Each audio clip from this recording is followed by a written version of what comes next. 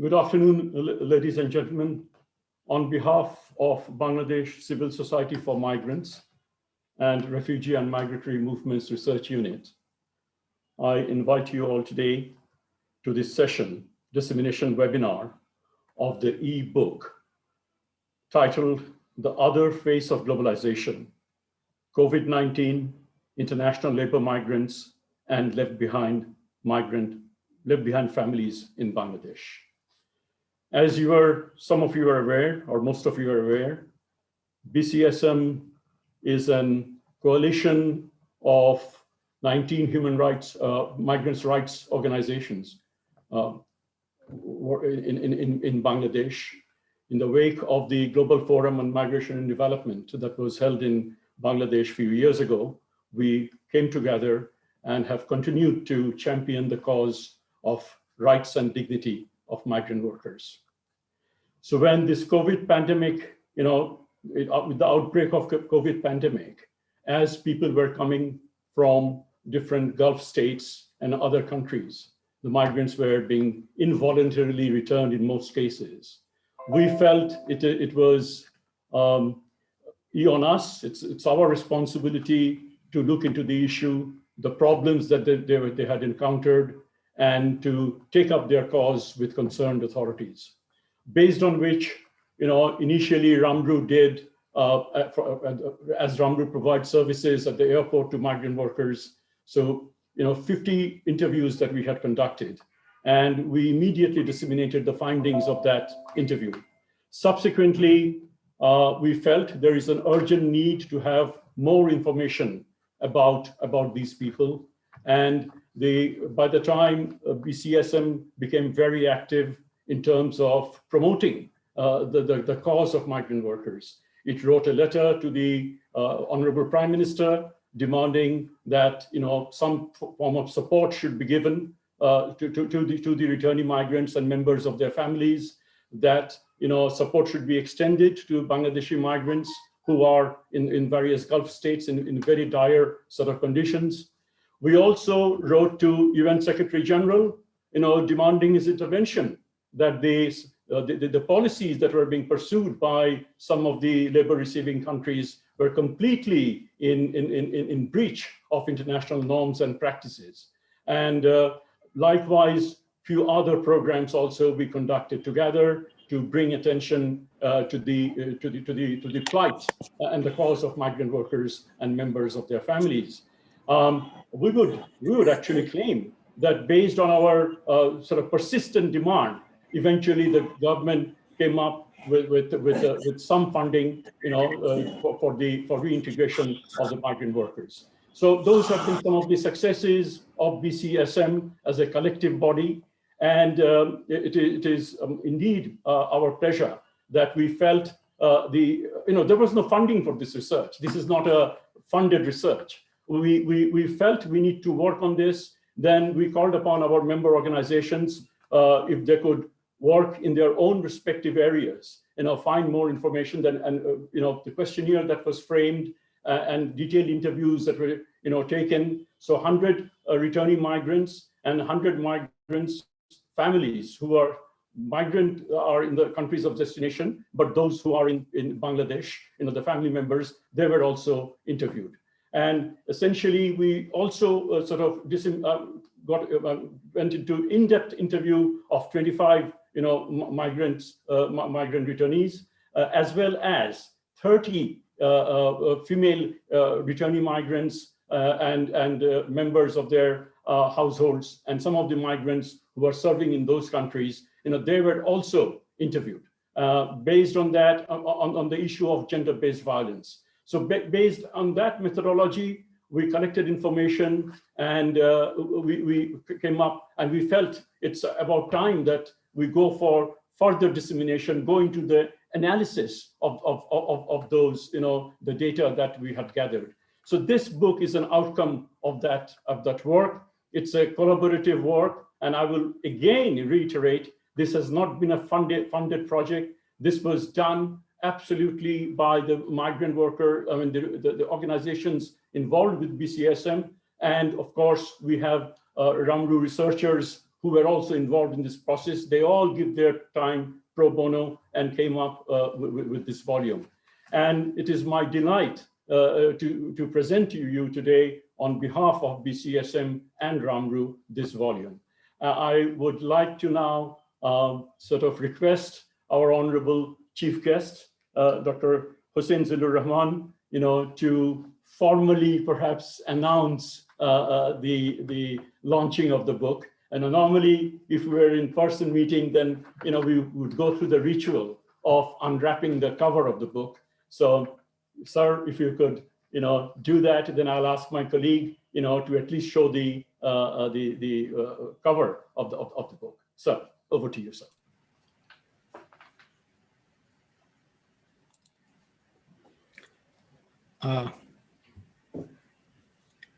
Abrar, did you request me to launch the book? Yes, Yes, they'll show the cover and then you can formally say it is.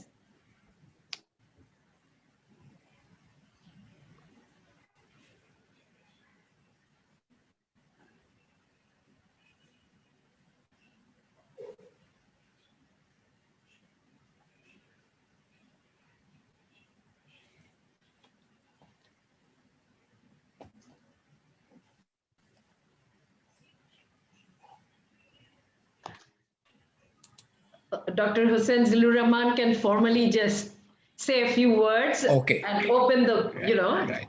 This will be available in ebook as an ebook at this stage. Okay.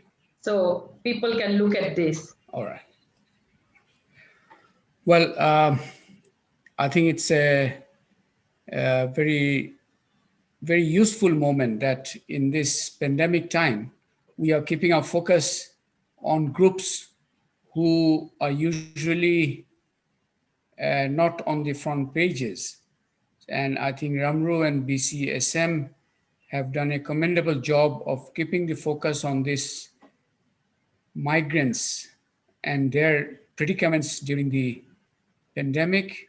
And I really want to congratulate Tasneem Siddiqui and all her team, Sir Abrar, RMMRU, and BCSM for this very timely publication of this ebook, The Other Face of Globalization.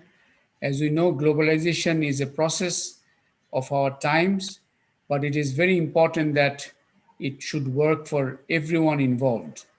And it will not do so automatically. We have to make sure all the issues are on the front pages and in people's mind. So it is very important that to do that, we need these knowledge products. And this is a researched outcome as was explained by Sir Abrar. I think it's my great pleasure to announce the launch of this ebook. I'm sure it will come in extremely handy, not just to researchers, but to policymakers and all those very interested in making sure that globalization works for everyone, including those who are usually left behind. So congratulations to BCSM, RMMRU, and the publication of this book and all those who are involved with it. The book is launched and I hope it will be utilized by everyone with an interest in the subject. Over to Tasneem and Abrar. So, thank you very much, sir. Now I will hand over the responsibility to Tasneem to moderate the session and also to introduce the book. Tasneem, over to you, please. And in the meantime, we will also put the link of today's program schedule in the chat box within the next few minutes so that you have some idea about what will be happening. In fact, I'll give you a very briefly. I will say after Tasneem has introduced the book, she will also introduce our partners who were involved in this process. The key recommendations will be presented by Hussein Muhammad Fazle Zahid and Anas Ansar, the latter now in Germany. Then policy relevance of the research that will be discussed by Cherry Fox, team leader of Prakash. Then we have three eminent persons to speak about this contribution of the book in sort of global migration discourse. Ignacio Pecker, Colin Raja, and Professor Imtiaz Hussein. And then we'll have reflections from BCSM members, Head of BRAC Migration Program, Sharif Al Hassan, and Chairman of OCUP. We'll hear to special guests, Mr. Mutahar Hussein, Additional Secretary of Research and Policy Wing of Ministry of Expatriates Welfare Overseas Employment, and also listen to Barrister Shamim Haider Patwari, MP, who is the chair of the Parliamentarian Caucus on Migration and Development.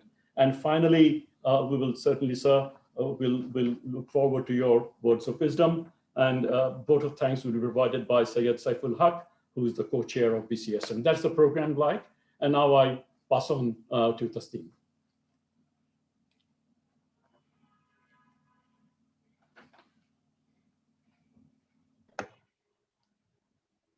Thank you everyone. It is my pleasure just to introduce the book and the team that we have worked on this.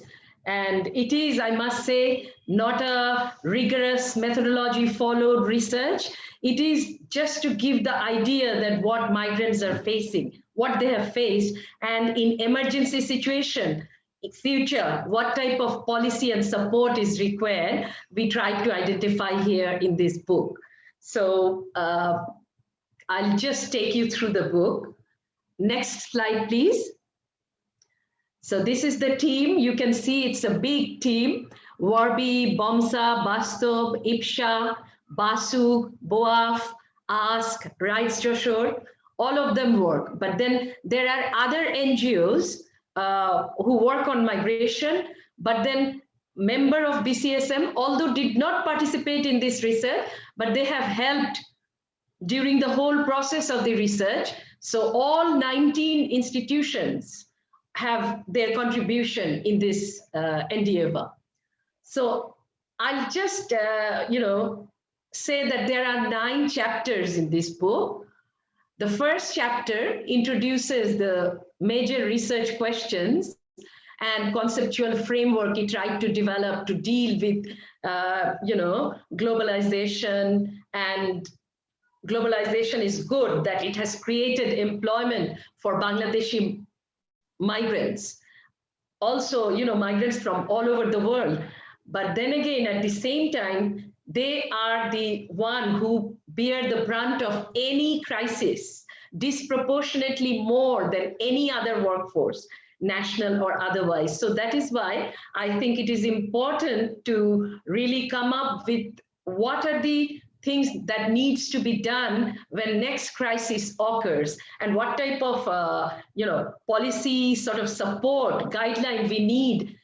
It is needed by the nationals as well as at international multilateral forum, and also by the destination countries. So it throws, although it's a case of Bangladesh, but it portrays the hardship and the crisis that migrants went through from Philippines or Bangladesh or India or Nepal.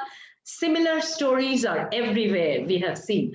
So this is what, like the chapter we showed, that how during the, if you think of the 1930s economic, global economic sort of crisis, or, financial crisis of Asian financial crisis, or later the global financial crisis, everywhere it is the migrant who bear the brunt the most.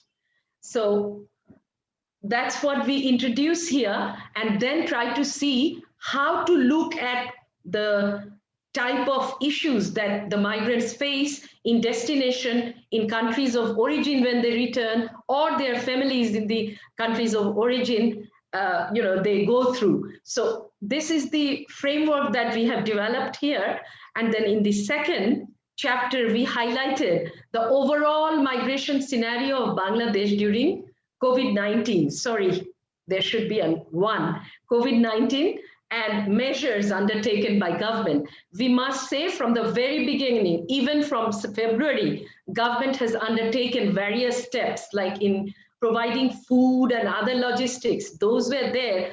in different countries, you have seen that Bangladeshis do not even have food and other facilities. So Bangladesh government did provide all kinds of services that they could. And also from the very beginning, I think by April, the Ministry of Expatriate Welfare and Overseas Employment announced that 200,000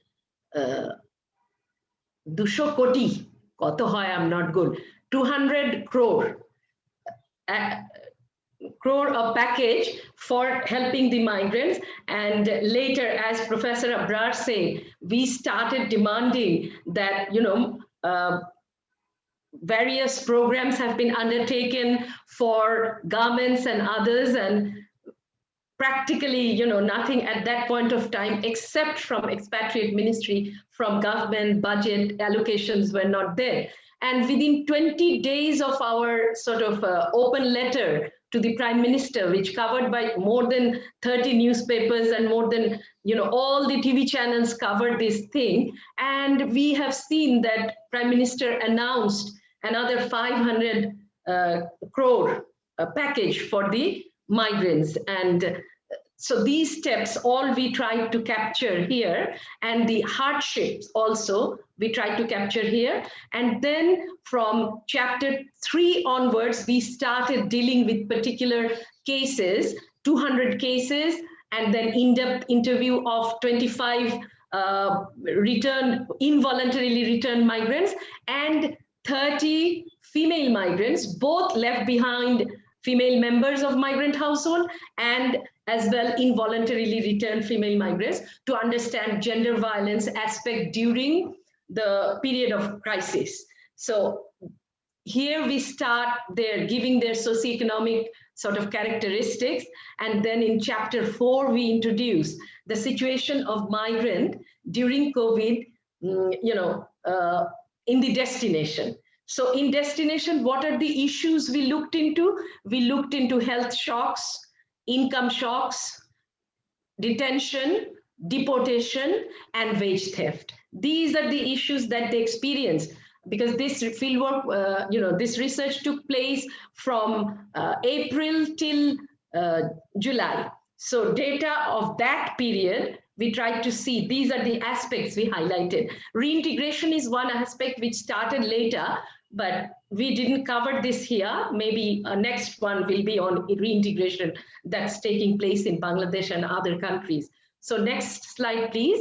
In chapter 5, we introduced securities and insecurities of the migrant workers, both in destination and in Bangladesh.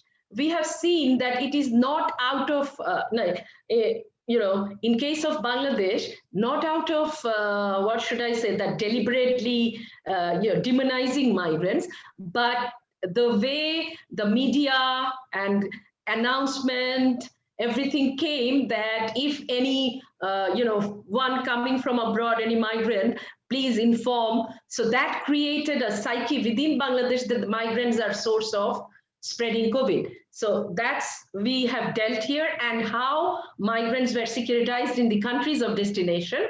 So in 2 places we have done this. And second, in the 6th chapter, we dealt with anomalies between national statistics and the household remittance flow. We will discuss a little bit later how you can see that, remittances have increased by 18.4%, whereas households, when you interview, that they are not, there is a suspension of remittance. So why this anomaly? This is something that we try to just give a social science answer, not from an economist perspective. That's what needs to be done here in future. Then the next chapter introduces the coping strategies of left behind household, because this is something I would say in many places ignored. We only think of migrant, but hardly we think of the families who are left behind and what they go through. So we brought in this here, and then in the chapter 8 highlights gender-based violence amid of COVID-19 pandemic. and then we summarize the whole thing. I'll just take you through few important findings of the book, and definitely I'll request you to read the book because it is easy reading and very simple data and everything, very simple, because we used to do it quickly, we used Kobotool method, and in Kobotool straight away tables came out. So we just worked with those.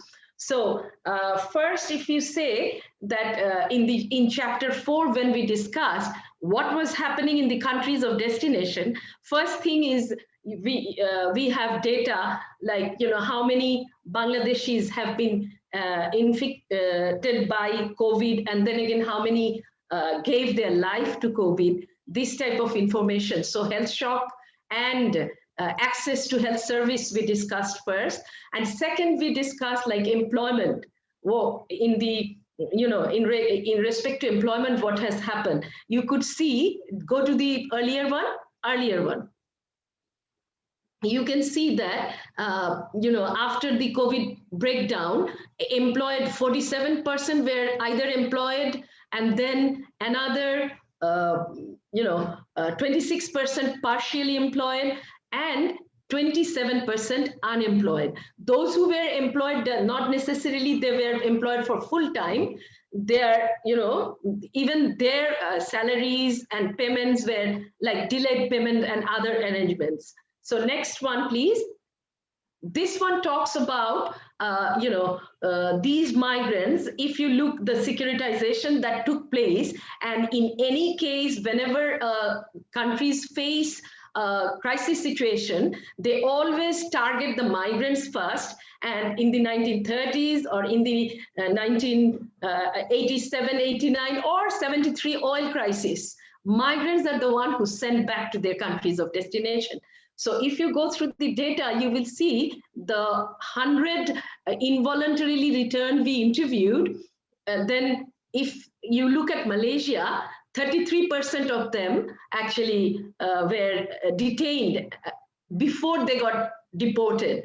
And then Saudi Arabia, they also, again here, 56% of them were detained and then later deported. So, and in case of UAE as well, 66% were, you know, picked up from roads and other places, and then sent to detention or jail, and then sent back to Bangladesh. So many of them would claim that our, you know, still we had our work permit, but what we feel, definitely there were some gaps in their papers. But in any case, countries would use them, make them work, the wage will remain low. Whenever there is a crisis situation, they'll send them back.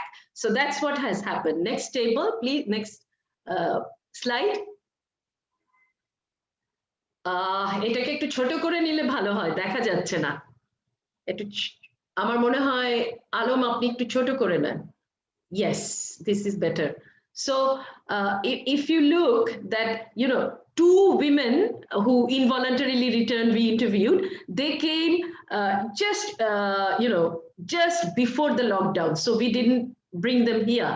So, but then we interviewed involuntarily returned women, but that comes in a other section. But if you look at male migrants, out of 98, just see that 67% were involuntarily returned. And then 7.4% just before the lockdown, they came back.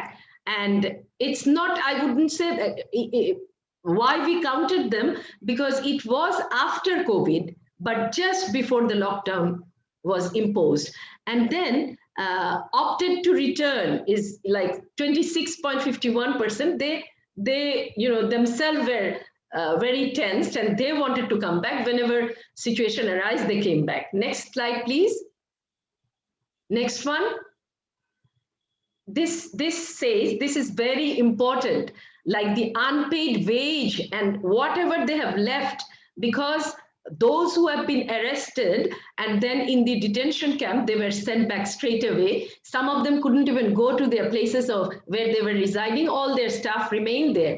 So here you would say that 67% left some of their wages unpaid. This is what we call wage theft. And it's not that receiving countries don't want this wage to be paid, but it is the employer who are taking the full benefit of the situation and then getting away by not paying. And then other belonging, if you say 62% left some belonging there. And then, for visa fees, 7% of them have paid for visa renewal fee, and then they had to come back, and that renewal fee, that's gone. And again, loan. Migrants do provide loan to each other because helping them when a fellow friend is in problem. So these are loans given to migrants of other countries, like a Pakistani person or an Indian person. So these money cannot be recouped again. And when some of them, when they were arrested, 19% of them experienced confiscation, whatever mobile and money they had. And we have all the figure how much money on an average they have lost. Those, just this one, if I say unpaid wage, this 67% on an average left 175,000 taka in that country. Of course, it includes all, because many of them are not paid directly. They are paid like a little bit of money and then later they will be paid. So that type of arrangement is organized in many cases. So they could not bring that money. Next one, please. Next slide. Yes, securitization, I'll skip. This is for the, at the end, the journalists may use. So next slide. Next slide. Let us come to the remittance chapter. Interestingly, Bangladesh is receiving remittance in a very high sort of World Bank prediction has gone wrong. Bangladesh, Pakistan, Sri Lanka, and Nepal, all of the countries are receiving more remittance than normal situation. But when you interviewed these households, 61% of these households were not receiving any remittances for the last 3 months before they were interviewed. This is the left behind households data. And then only next slide. Next slide, please. Interestingly, when you it's the left behind household data, there we have interviewed 26 female migrants household and then the rest male migrant household. It is interesting that women are getting sending remittances, men are not. First, we couldn't understand why is this. Then later we again telephoned them, and what has happened, those who are homebound domestic workers, although they are getting less salary, but their job didn't get terminated. And that is why they can remit. But then again, those who are not homebound domestic workers or in other professions, like cleaner and others, they cannot pay. So that is why 69% could pay and 31% could not. Whereas for male folk, 70% could not remit during those months and 30% only could remit. So then why this big figure? Go to the next slide, please. Yeah, and it is, no, next one, go to the next one. So these anomalies, it is from our knowledge for working, humble knowledge of working for a long sort of period of time, we felt certain things have played in keeping the remittance high. And in that respect, it is, you can see in India, remittance went down. In all other countries, remittance went up. So this is where if you see formal channel, informal channel, and then visa purchase, that is something very important. India does not participate in a major way. So we tried to calculate all these things. 2% incentive by government will provide certain, will bring in remittances in formal channel, but that wouldn't answer all this high remittance. Then again, some have said that people are returning, they are bringing back their money. Some say that people are worried and that is why they are sending back those who have worked, even then they're sending back money. But what we would say that there is a difference between stock and flow. Flow may have come back 385,000, 26,000 may have come back in the last year. But then again, the whole stock is quite high. And that stock remained, that is why remittance flow. Those who are receiving remittance, that flow is there. And then what is interesting, what we would like to harp, that what shows about Sri Lanka, India, Bangladesh, not India, Sri Lanka, Nepal, that how much visas are purchased. Just the other day, BBS published a research, today it came on newspaper, that for purchasing each visa, a migrant worker pay $5,000. Now, so if they are paying $5,000, and then World Bank did another research where they said that $2,300 are paid to those who sell visa in the countries of destination. We thought that was the data of 2009. So we just calculated that today it should be around 3,000. So 3,000 taka we calculated with those who did not migrate. That is, we minus those who have migrated, that is 217,000. We minus, and then with the rest of the figure we calculated, and I'm not good at pronouncing, but you can see 1.45 billion we did not have to spend this year in purchasing visa. So this money is coming through formal channel. Then you think of, all other capital good and other things, over invoicing, under invoicing, all stopped this year or reduced this year. Then you have gold smuggling. I think these things has to be calculated so that why World Bank prediction went wrong will be answered with this. And yes, so I'll go to the next one. This chapter, Muntasim led this chapter, and I'm very happy with this chapter. This one actually brings in coping strategies, like when remittances are suspended or not coming, then how they are coping. So then she developed this framework. So next slide, please. Sorry, go to the first one. I think what I would like to say, that 3 types of mobilization of resources. One is self-mobilization from the family. They took certain measures. Then institutional mobilization, where loan and other things come in. And then again, solidarity-based mobilization among extended family and among other things. So in 3 groups he has discussed in this, showed us. Go to the next slide. So they have showed a change in food consumption. Children under 7 years in this small cohort of study, but you can see what they are. These are, sorry, etake choto korte hobe Alom, niche dekha jacche na. I'll just quickly say that, milk, egg, fish, meat, what they compromised. And then again, for the family, what they compromised in food intake. Next one, please. Next slide. Yeah, this is from diversifying income from other sources, from family members, borrowing money, help from different sources. All these things together is income. So they, substituted. Next one. Next slide, please. Again, in case of family expenditure, it is, you can see we try to differentiate between men and women.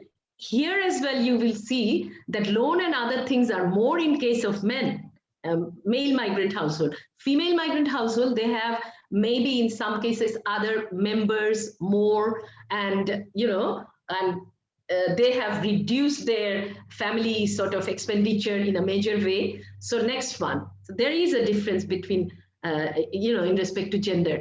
And you can see family expenditure reducing, it is for all. From 17,000 taka, it came down to 7,300 taka during these last 3 months when we interviewed. Next one, please. This is the last one is gender-based violence.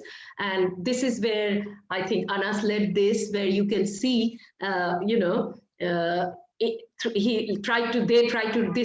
who have written this chapter looked into at destination, while involuntarily returned, what is their situation, and left behind female migrant households. And he actually came up that global health crisis amplified existing gender-based inequalities and violence. However, the impact varies on the basis of type of work, place of residence, and entitlement of work. So a homebound domestic worker face like certain issues, then an outbound domestic worker face certain issues. So in outbound cases, their jobs were terminated, but the homebound one, their communication and everything deteriorated because they couldn't go out, they couldn't communicate with families. So fascinating findings are here. So next slide, I conclude just few conclusions you can see. I won't talk. I'll just ask after this all our participants to introduce themselves in the one who have worked with us, just quickly to say, if you can say which organization you are from and in which area did you conduct this field work. Can you quickly do that? One by one, can you quickly start? Can you unmute them? Yes, please, quickly. Yes, I'm Jessia Khatun. I'm from Warbi.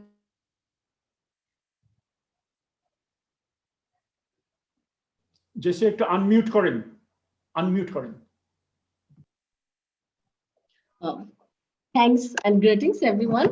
I'm Jessia Khatun. I'm from Warbi Development Foundation. We covered the area of the outside of Dhaka, that is the Kumilla district, Narsindi district, Gazipur district, and Keraniganj and Nawabganj under the Dhaka district we have covered. Thank you. Thank you. Next, who would like to speak out? I'm Farida Yasmin from Bomsa. Actually, we covered 2 districts under Joshor Sodor Upojela under Joshor district, and Kalia Sodor Upojela under Joshor under Norail district. Thank you. Thank you. Thank you. Ipsha and Bastov, quickly. Yeah. This is Ranjit Das from Bastov. So thank you very much, madam, for your presentation. We have covered 3 upojelas of Dhaka district, that is Nawabganj, Keraniganj, and Dohar. So thank you very much. And there were 37 participants whom we conducted for this survey. Thank you. Who else is next? Thank you very much. Hello. This is Abdul Sabur from Ipsha, Chattogram, Bangladesh. So we are very glad to be part of this research, also part of the BCSM. You know that Ipsha is now working in Chittagong and total coastal area of Bangladesh. So it is a great journey to where you worked. Very much. Just say where you worked. Thank you. Yeah. So others also, please just mention where you work. Don't talk. Everyone knows about your organization. Okay. Okay. Who's next? Next, who would like to say? Basug. Okay, thank you. I'm Marina Sultana, working with Refugee and Migrant Movements Research Unit, Ramru. For this study purposes, we actually covered the Kumilla district, Gazipur, and Tangan, and we tried to conduct 200 women migrants who were engaged in the violence against women. Right, Joshua. Thank you. I am Nazmullah Hassan, Bangladesh Obibashi Odhikar from BOAP, Chairman of BOAP. BOAP is working in all Bangladesh, among 64 districts also. Thank you. Okay. Next person. It is where you conducted the field work. If you just say where you have conducted the field work. We have all the data, but just to show you your hard work, we would like to hear from you. Next one, please. Who else? Ain Shalish Kendra. Ain Shalish Kendra? May not be here. So okay then. So let's move to the recommendation bit. Can I request Zahid and Anas answer to share the recommendation with you?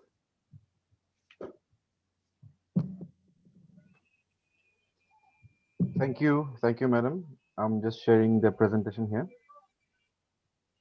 Yes.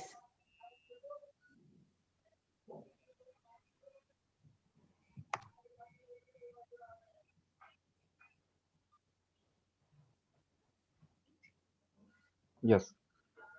So, good afternoon, everyone. I'm Hussein Mohammad Fazl Zahid from Ramru. Anas Bhai and I will be presenting on the key recommendations of this research. The recommendations are categorized in 3 criteria. I will be concentrating on the recommendations for government, and later Anas Bhai will present the civil society and international community parties. So for the government, studying the data on the migrants who returned amid the pandemic, the Ministry of Expatriates Welfare and Overseas Employment may continue generating data on the return of migrants on annual basis in collaboration with the Immigration Department of the Home Ministry and Ministry of Civil Aviation and Tourism. Then a common guideline needs to be developed for evaluation of cases of the involuntarily returned migrants, and it should scrutinize if all the visas of the workers were expired and if the dues have been cleared accordingly. With such data, the government and civil society can launch international campaigns for compensation and payment of wages as well. Next, Bangladesh missions needs to conduct registration process following due diligence before the workers are repatriated. The missions can take power of attorney from the migrants and pursue settlements of claims of unpaid wages and other benefits.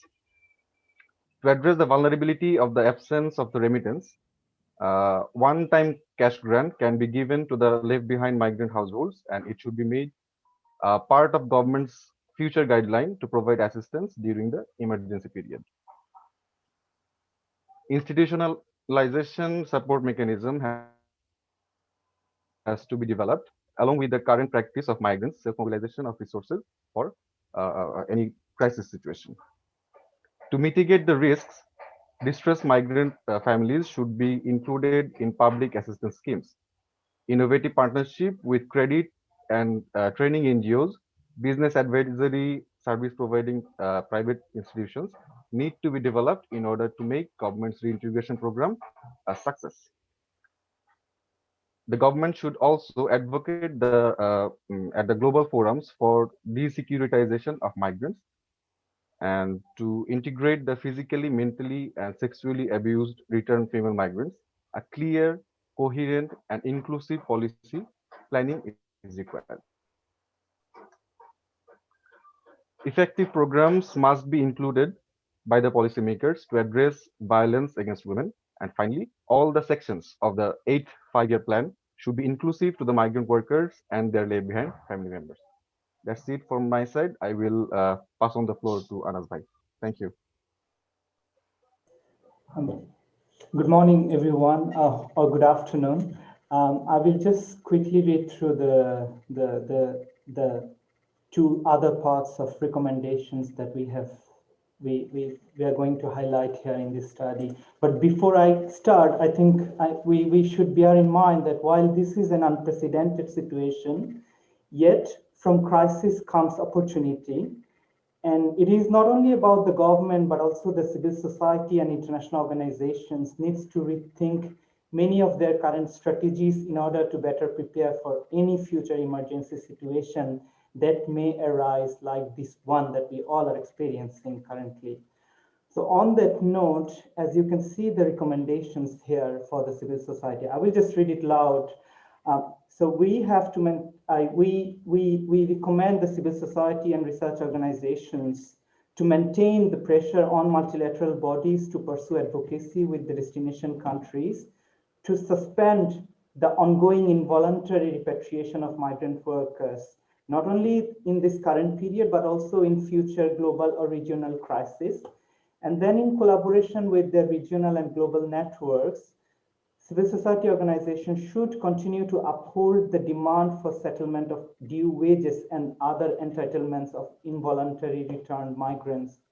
And CSOs should actively placing this demand during global processes and international forums. For example, this just recently completed the GFMD forum, GCM process, Abu Dhabi dialogue, Colombo process, and other regional forums and processes that the civil societies are part of, and initiate national and global campaigns against the securitization of migration and facilitate creation of migrant workers' own association, both at home and in destination countries.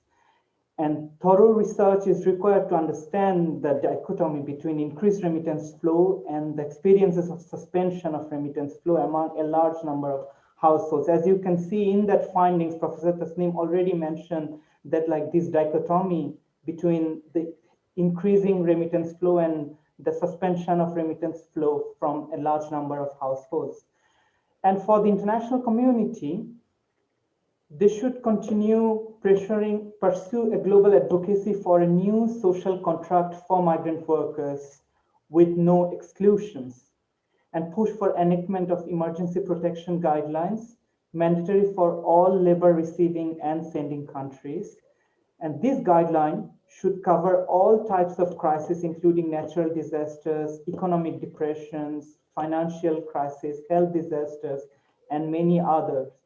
Conduct campaign against corporate immunity for failing to protect workers, and require employers to pay into a special emergency fund to ensure against wage theft.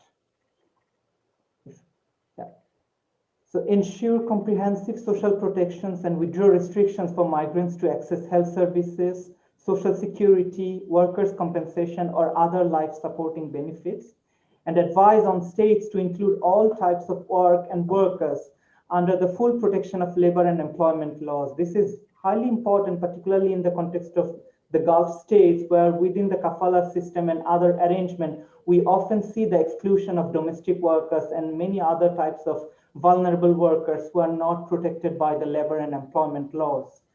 I would like to reiterate this. This is a very important point for really kind of like to take into consideration, and support the creation of a global social protection fund and a universal labor guarantee for all workers.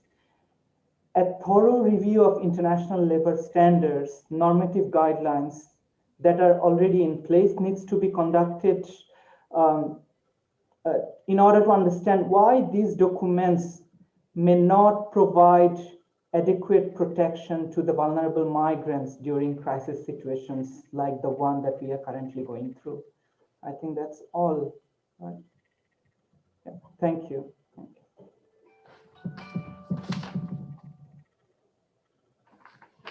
Thank you, Abrar. You can take back and then you continue with the rest of the program. Thank you, Anas, for joining us from Germany.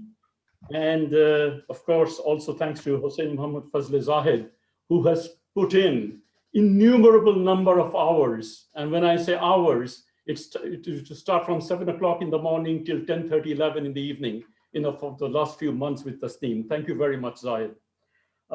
Before I move on to invite our next speaker, Mr. Jerry Fox, I have the honor to inform you that Ms. Mehjabeen Khalid, Honorable MP and the Secretary General of Bangladesh Parliamentarians Caucus on Migration, she has joined us from quite some time ago. We also have the honor to have the presence of Mr. Piyasiri Vikramasekere, one of the leading authorities on labor migration. Thank you very much, sir, for joining us. And please be prepared to speak for a few minutes at the least. Although you are not a designated speaker, if you are around, please don't feel any compulsion to stay back to speak. And also our dear friend from Pakistan, Mr. GM Arif, he has also joined us. Thank you very much, sir, for joining us. Now I invite Jerry Fox, team leader of Prakash program of British Council, of which we are partner. And this particular program today, Prakash is also collaborating with us. So Jerry, over to you. And who, by the way, I presume is still in Australia. So you have got— Indeed I am. America, and I know where is Ignacio, I'm not really sure. And we have Germany and all that. So thank you very much, Jerry. Thank you. You have the whole world. Yeah. No, thank you so much, Abra and Tasneem, and all of the BCSM organizations. A truly impressive piece of work. Very, very impressive. I mean, over 100 pages of really strong information, very strong research, and very, very readable. I would reiterate your point. I recommend everybody reads this. It's a very important piece of writing, and very important, obviously, to policymakers. It raises a number of really critical issues. It's based on excellent research and evidence, and demonstrates the critical importance of civil society in bringing to the attention these issues to government, drawing on the comparative advantages that civil society brings, and the importance of those policy recommendations that we've just seen. So congratulations to all of you, an excellent piece of work. I would like to just reinforce some of the points that Tasneem's already raised, if I can. I mean, as we know, it's the whole piece is around the vulnerabilities of migrants, both in destinations and on return, but also on those left behind households, which is really all encompassing and sort of a very good frame for the whole piece. And I think the area where it refers to securitisation as an issue, I think is also really, really critical from a policy perspective. I mean, here's an area where not only in destination, but also in return, as was pointed out, the number of people that have been detained, migrants detained in both locations, and other violations and discrimination and stigma that migrants have had to face, is this reflection of this function of securitisation, which has been used historically through the ages to basically often shift blame, or to sort of create an environment where a small group, regardless of whether they are an actual threat, are used in this way to basically deflect what's really going on. So I think it's really, really important that you brought this point out in this paper, and as you rightly say, it's an important piece for policy consideration. And then when we look at the levels of involuntary returns, I mean, 325,000 that have been reported, and possibly more than that, plus the hundreds of thousands that were not able to leave. I mean, the report's saying 69% decrease in the numbers, and if we say there's normally around 700,000, that's 400,000 plus that were also not able to leave. So we're talking about 800,000 affected migrants through this process, I mean, which is a truly huge number.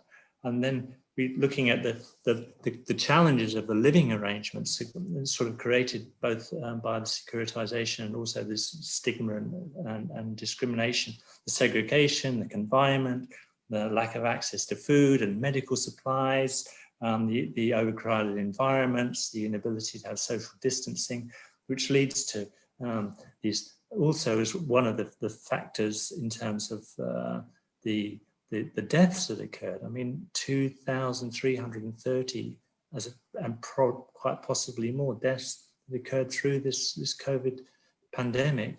And a lot of it to do with the way that there weren't the proper structures and systems in place to protect migrants when in destination countries. And not to mention also that the high level of gender-based violence, which was very well reported, very impactful case studies which bring to light the kinds of challenges that women face in these situations. And then moving on, I mean, there's the whole issue of loss of wages, wage theft, and the 76% of loss of either no wages paid or partial wages for men, and 42% for women. Massive amounts of resources when we look at the importance of actually having those funds to move forward, and how this is also affected remittances. Again, a very, very good chapter. I mean, here we're seeing this whole challenge around what seems to be very strange numbers, that the remittances were going up at the same time as on the ground that remittances are going down, and the understanding underneath that, which is so important, that in fact it's because the formal remittance channels increased while the informal ones decreased because of Hundi and other systems changing. And I think it's also perhaps from a policy perspective an important one to reinforce how the visa system is working, the informality of the visas, and especially when you look at it between Bangladesh and other countries where that doesn't apply, it brings into stark contrast that this is going on and these kinds of informal practices need to be dealt with. So again, a very important area for policy in the future. And then just finally, there's much more in this, obviously, but a final point just to bring on the table now is this issue around loans, the stimulus packages, and how, in actual fact, we know that these are not being picked up for, I mean, fairly obvious reasons, because the fear of not being able to repay them because of the uncertainty of the environment and the fact that this is not linked properly with other civil society activity or other ways of ensuring that migrants have the ability to actually use those funds in a way that they can become confident that they can actually earn an income from it. So a very, very broad book, very ambitious and excellently, very, very well done. I mean, for me, in terms of the core pieces that come out, I mean, are also clearly outlined in the book. I mean, that the first one, the international standards and normative guidelines are unable to provide protection to migrant workers during an emergency. I mean, that's a key point, right? And it's linked to another one in terms of the lack of multilateral initiatives. We know that in a pandemic situation that we're seeing that where countries actually close down for their own good, there are all sorts of perverse consequences. And this is an example of where migrants actually suffer the brunt of the lack of sort of multilateral structures, multilateral initiatives that can actually take care of migrants in this situation. So again, very, very important in terms of our thinking around policy. And within that, then the lack of grievance mechanisms during the crisis, so which could deal with issues such as wage theft, gender-based violence, deportation and other things. These things need to be in place, and the recommendations that you identify clearly recognise that and are bringing these to the fore. And then the fourth one I would say is around this whole point of securitisation and how it's compromising the rights, the health, the welfare of migrants. And again, a very important piece to play into the whole sort of multilateralized initiatives that need to be in place to try and prevent the worst of these things taking place and bringing it to the fore so that people recognize really what's going on and why it's going on, that it's not actually about migrants, it's around very different issues, and that migrants are actually the scapegoat in this problem. And then a lack of a reintegration strategy, which incorporates the various needs, the range of different needs that migrants face. And then, as we've already mentioned, the increase of gender-based violence. I mean, gender-based violence, as we know, has always been a significant problem that clearly has raised substantially through the pandemic. And this is something we need to be aware of when there are future emergencies, future pandemics, etc., and what kinds of security or policies that need to be in place to try and reduce the kind of challenges that we've faced. And finally, just to reiterate the whole point about this mismatch on official remittances flows and actual flows to families, and the lack of an understanding of the shift between informal and formal flows. So a wealth of material. Again, a huge congratulations to all of you for putting this together in a relatively short period of time, given the scope of the work, and something I hope that we will all be able to use and bring to the attention of policymakers in designing and supporting and advocating for sort of policy directions around these pieces. So thanks again, congratulations, and look forward to the rest of the session. Thank you, Jerry. Thanks for joining us. Now we move on to the next part, where we have first speaker is Ignacio Baker. Forgive me if I've pronounced your name wrong. He's the Executive Director of International Council of Voluntary Agencies and former GFMD Civil Society Coordinator. It'll be wonderful to have your thoughts on this issue, Ignacio. Welcome to RMMRU BCSM program. Thank you, Dr. Abrar, and really nice to see so many well-known faces. I would try in 8 minutes to give some elements of how I see the contribution of the book to the global migration discourse. But and I'm calling from cold but beautiful Switzerland. But today my heart is with the people of Bangladesh very much. And I really want to thank BCSM and RMMRU for inviting me. It's really a privilege for me to be able to be with you for this event. In the context of the COVID-19 pandemic and the South-South migration, this research really pushes to reflect on the meaning of being a migrant. And I find this extremely important, at least in the position in which I work. It's a call to better appreciate the nuances and the ambivalences that inhabited migrants' work. I found that the book addresses some of the challenges around global migration and the huge amount of challenges that both the states and the migrants themselves are constantly struggling with, and how it's been exacerbated by the current pandemic. We heard quite a lot of those elements by the previous speakers.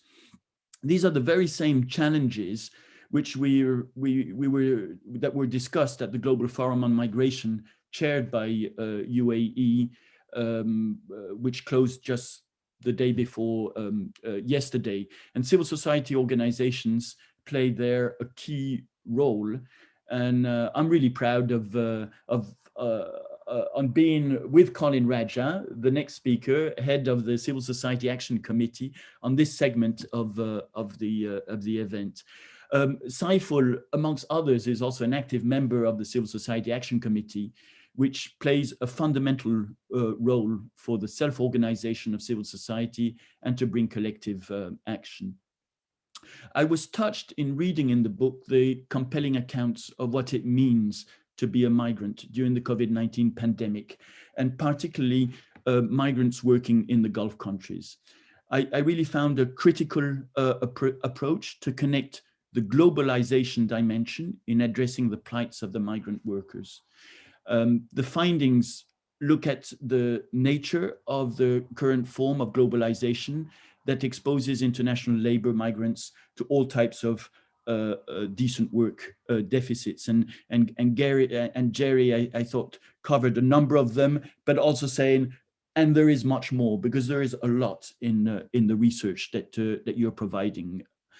It certainly identifies where the problems lie, also moves on who is responsible for what and how. It is ever more important for the states and stakeholders to come up together in facilitating migration that is beneficial for all. The call for a global approach to international migration coordination is, of course, one of the key messages of the book. And I'll put a little bit more emphasis on this part. There is reason, I think we would all agree that there's reason to believe that the current international climate, which is characterized by rising mistrust, by anxiety, xenophobia, and this is exacerbated by the COVID-19 management, is prima facie unpromising to improve international migration coordination. We are at the beginning, not the end, on a wave of anti-globalization and anti-universalist populism. And for many people around the world, migrants are the face of globalization, and the Global Compact for Migration adopted in 2018 and its implementation mechanisms are the face of universalism. And the issues tackled in the book, in other words, are plainly in the crosshairs. And yet, this fact only makes our efforts as like-minded civil society community of academia, migrant-led organizations, diaspora organizations, trade unions, NGOs, it makes it even more necessary. If we retreat, migration would not only fail to deliver the benefits it holds, but it risks being a major source of political instability, and this in the coming decades. We heard earlier from other speakers the different issues that the book brings to the forefront of the current international migration discourse, which can serve as ground evidence to contribute in rethinking and reshaping the current debate.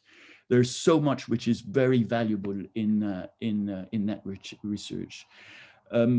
I have been involved in the global discussion, in particular the civil society efforts to improve international migration coordination for the last 10 years or so. I was privileged to be the chair of the Global Forum for Migration Development Civil Society Days in 2015 in Istanbul. And in delivering the civil society report in 2015, I recall the following, which is 5 years later and has not taken a single wrinkle. I delivered the following: rather than build walls, a better choice is needed to build a positive legacy for our planet for generations to come. Let's look for long-lasting solutions built on the two pillars of successful policy: values and evidence. And first, values. We feel a strong sense of hope. So this was 5 years ago, rising from the encouraging text of the 2030 Sustainable Development Agendas and from its support from all corners of the world, which now awaits effective partnerships for implementation. Second, on evidence, facts, data, views and opinions, the reality of the world in which we live. And there is a deceptive and dangerous logic at work with assumptions all too often embraced as common wisdom and manipulated by short-sighted politicians.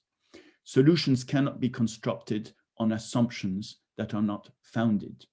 Unfounded assumptions too often lead to policy responses that criminalize irregular migration with unnecessary detention, heighten the vulnerability of migrants, and open the door to a wide range of humanitarian right abuses. Migration policy and its implementation must be rooted both in evidence of the real world in which we live and in the human rights framework. That's not a choice, but a necessity. And the contribution of this book is straight on that pillar of how we bring evidence into the policy discussions. The findings of the book provide strong shreds of evidence on the loopholes of current practices in protecting migrant workers, particularly women workers. At IGVA, the organization I work for, so it's the global network of humanitarian NGOs, we have direct use of the findings of this book in some of our current work on responding to how the global health crisis both amplifies existing gender dynamics and disproportionately impacts on migrants and those left behind in migrant households.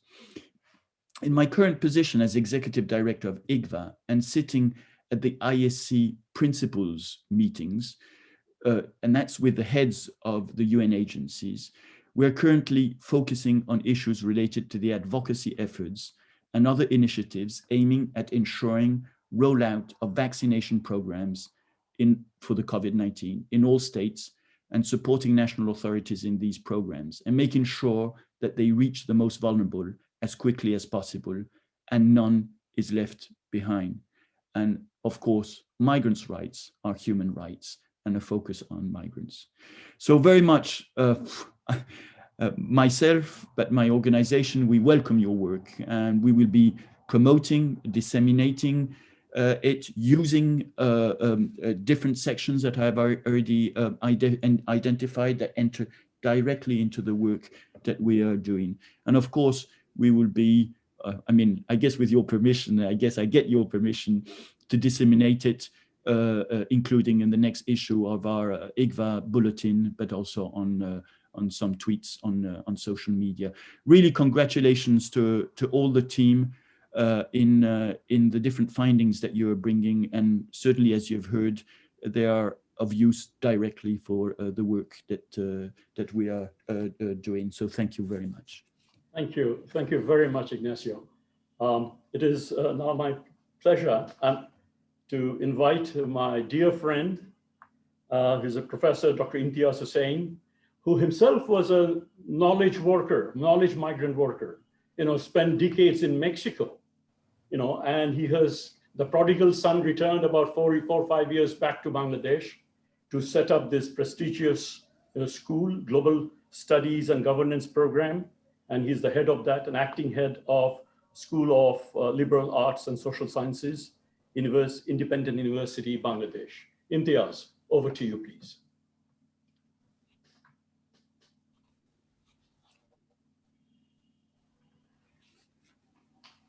My warm regards, first of all, to special chief, all guests, as well as to all my colleagues in the trenches of intellectual scholarship. My congratulations to all the authors you mentioned and we listened to. You are touching an issue of immense importance, and especially at a transition that I think we should pay more attention to, simply because we have not paid it that much attention in the past. And this book is about a much needed unfolding kind of crisis, migration crisis, locked within an even larger crisis, and that is the pandemic. And so, how do we get out of it? What do we learn from it? In one way, though, I think the pandemic should be seen as a blessing in disguise. It kicks us very badly in the backside for things that we should have looked at before, but we have not. And therefore, and this has nothing to do with government policies, it is within our own mindset, how we at the individual level treat others. In certain countries, migrants are looked at like dirt. Why is that? It is something that is happening inside our mindset, which reminds me a lot of Thomas Hobbes' State of Nature. Are we all that just perpetual anarchic people? And we need to correct it. So the big three things that come to my mind in reading the book, the three concepts that come to my mind are three gaps. One is governance, the other is civility, and the third is a plan B. And let me get to each of those with references to the chapters presented. If we turn to chapter 2, for example, it's all about the migrant flow reversal. 700,000 plus would go annually before 350,000 came back in this 1 year. But did we ever have a plan for that kind of a return? We should have, they just cannot go forever. And therefore, in a way, it exposes that, our cash cow, the migrants have become our cash cow. They're returning home because the grass has dried up where they were, and they're coming home where there's no grass to meet them. And therefore, we are facing a crisis that should never have been to grow to this extent. And the pandemic highlights it very robustly. Then the next chapter looks at basically about male centricism. This is not new. Male centricism has taken place everywhere. And how we emancipate women to take greater part. They are 51% almost of our population. Why can they not take more hands-on positions and work things out? Unless we encourage that, we are going to blow this thing up and point outside the box, then inside it. The next chapter on health. Health is something that we must have, and the pandemic drives it home. We don't have anything like a social security. Just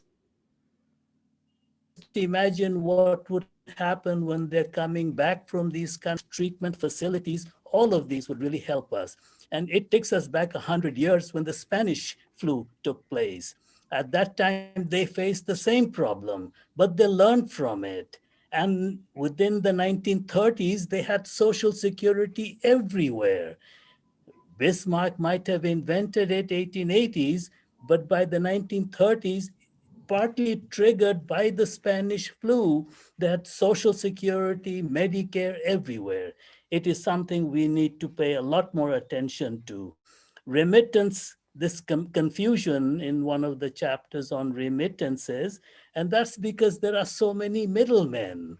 Why do they have to be there in the first place?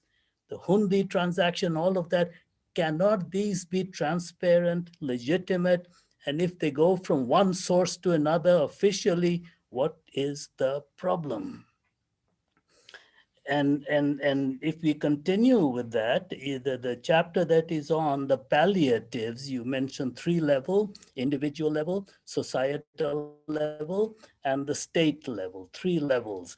All of these would never have been a problem if we had solved the other problems first. If we can check our own instincts, how we treat migrants, if they're coming back and they're low-wage workers and therefore they are carriers of COVID. That's a mentality that should just not have been there. What can we do to make sure, let's assume they all have COVID, but what can we do to make sure they don't get discriminated against? And so therefore, when you come to even gender violence, this, by the way, is going to grow. The health problem is going to grow. This male-centric condition we are in, that is also going to grow. The pandemic has not introduced them. We have done not enough about them. They will come back to hit us, hurt us, and this is the time to grapple with it. If we cannot do it now, it is unlikely we will ever be able to do it. So I like one of the conclusions that you must have multilateral governance and at a local level, better institutions. And here we have it's a damned if I do, damned if I don't condition. Multilaterally, you think all the migrant sending countries will get together on this when they're all competing for the few jobs that they are sending the migrants for? What about the other side? If they can get things done cheaper, why would they want to talk about it? And it becomes a kind of a vicious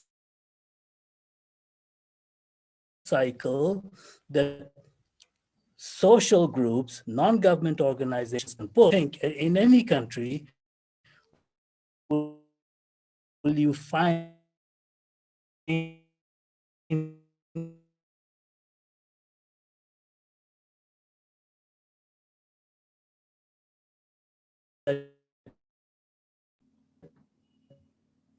I think we are having a bit of problem listening to you, brother.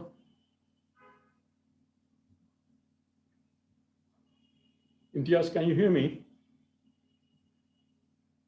I think, I guess we are out of connection with him. So let me thank Professor Hussein for his important points that he has raised. We'll definitely take this up on board when we prepare policy brief and based on this work. Now it's my immense pleasure to invite Mr. Colin Raja, who is the Civil Society Action Committee Coordinator of International Catholic Migration Commission. And he's a champion of migrants' rights. We have been working together for decades. And it's immense pleasure to invite you, sir. Colin, the floor is yours. Thank you very much, Abra. It's been really great, like with Ignacio before me earlier. My heart is in Dhaka, even though I'm calling from California. In fact, I'm using a background of a picture that I first took on my very first night in Dhaka. So lots of good memories, especially of the 2016 GFMD there. And like Ignacio, I had the misfortune of following Ignacio being the GFMD Civil Society chair the following year after him stepping into his very, very large shoes. But I had the very good fortune of that GFMD being in Dhaka, so I have really good memories of that. What I want to say at the outset, it's kind of following that, is that I'm always really incredibly impressed and incredibly inspired by the level of vibrancy in Bangladesh civil society, particularly in relation to migration. I think this is one of the things that we at the global level can learn so much from you in terms of your approach, in terms of your coordination, working together.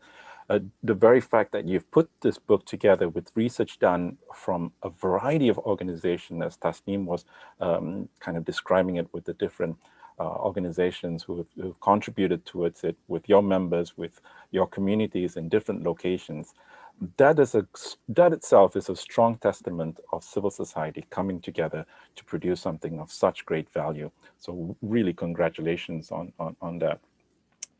I just wanted to touch on three things in relation to what you've just talked about in the book.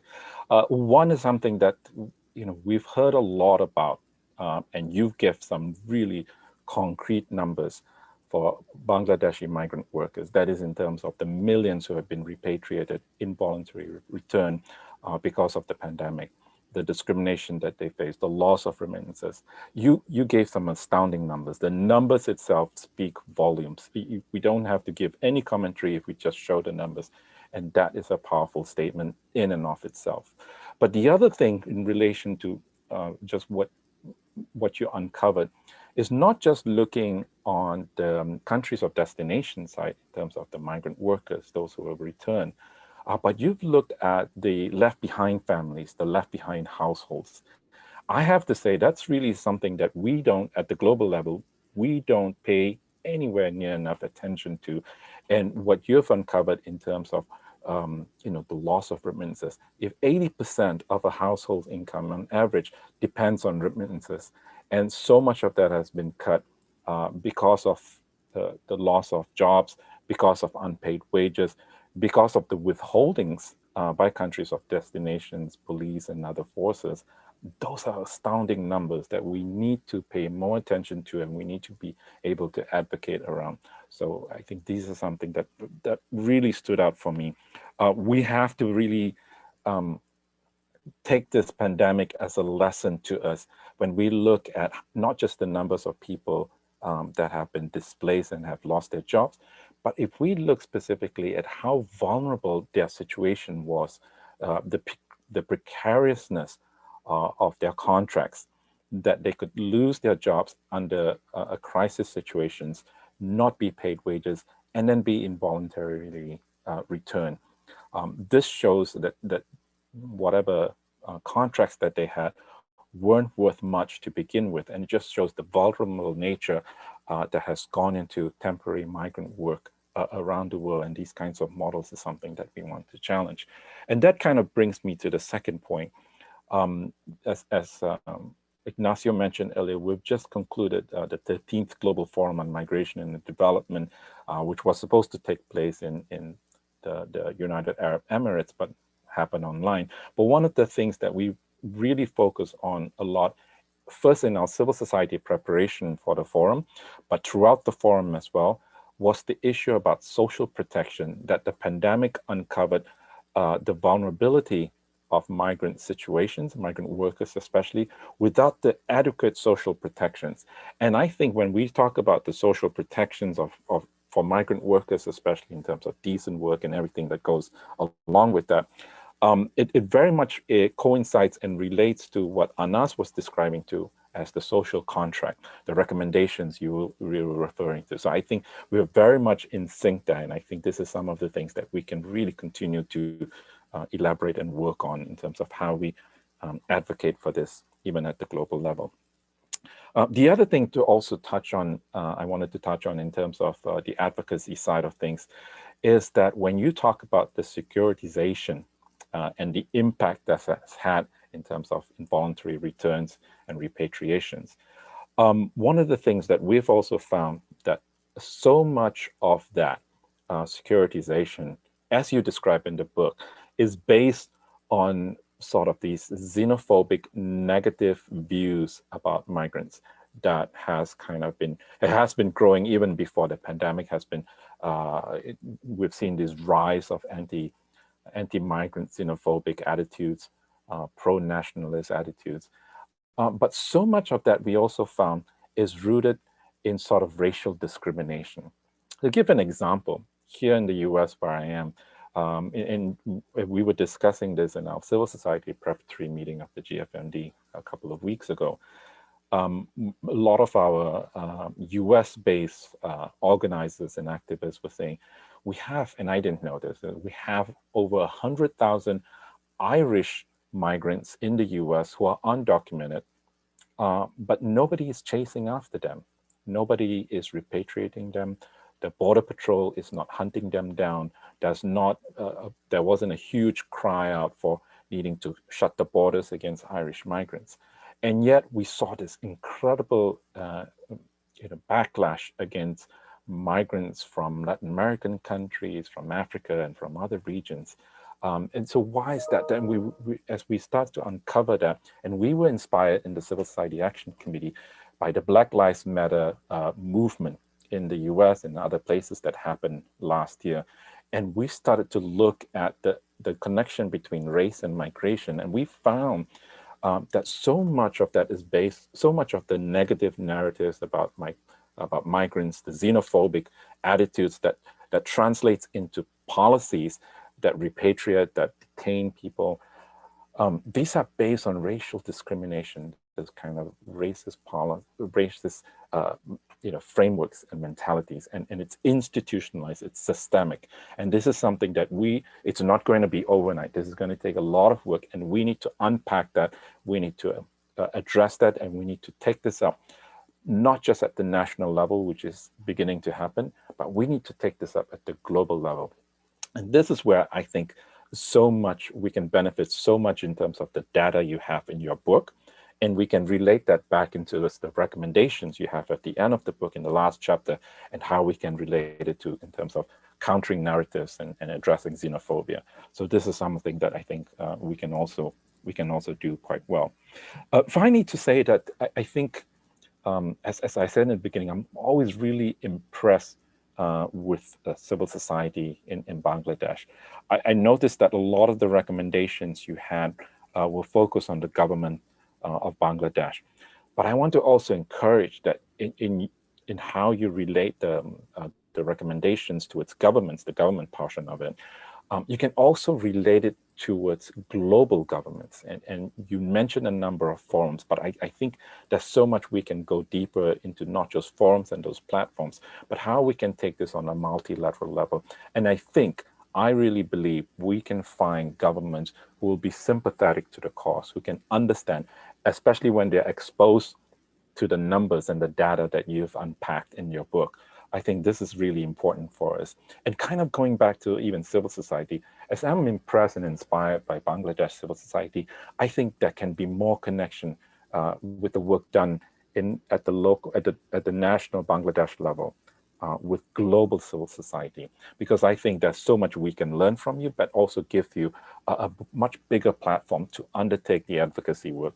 And I find that this is one of the things I'm always, this is the nature of my work all these years, but I find it's really important to be rooted and working on these things, and as your data has unpacked, at the local level, but to also be working on this at the global level, which is a much longer game when you don't often find the immediate effects of it, but has much, much deeper consequences over time. Because I think as more governments, as we have a more multilateral system that begins to understand this and begins to incorporate some of this advocacy, the more then we can have a better impact on that. And we begin to see this, for example, in the GFMD this year, in a lot of our advocacy and the priorities that we bring, we see that start to be replicated in terms of the language of what governments are saying, their interventions, their reports, or what. So it's starting to align with us, but it has taken time, and time has been a long time to be able to do that.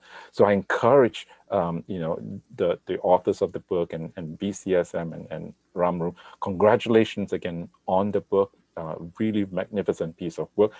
But I encourage you, let's bring it to the global level. Let's also use this in advocacy at the global level.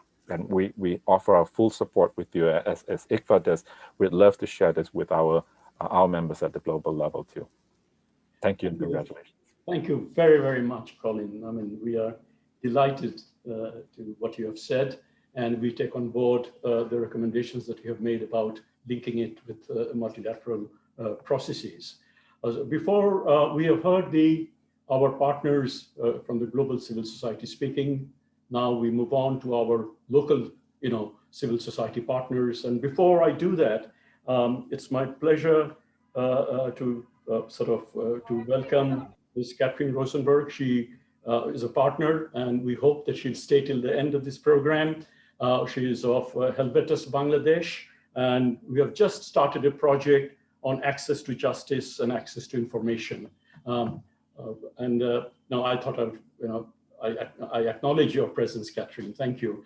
And now I invite Shariful Hassan, who has been a formidable journalist, working for decades, covering labor migration issues before he moved on to wear his new hat, now a few years old by now, as head of BRAC migration program.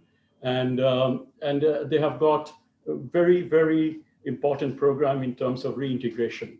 And having said that, Colin, you may leave. That's why let me take this opportunity and, as they say, make hay while the sun shines.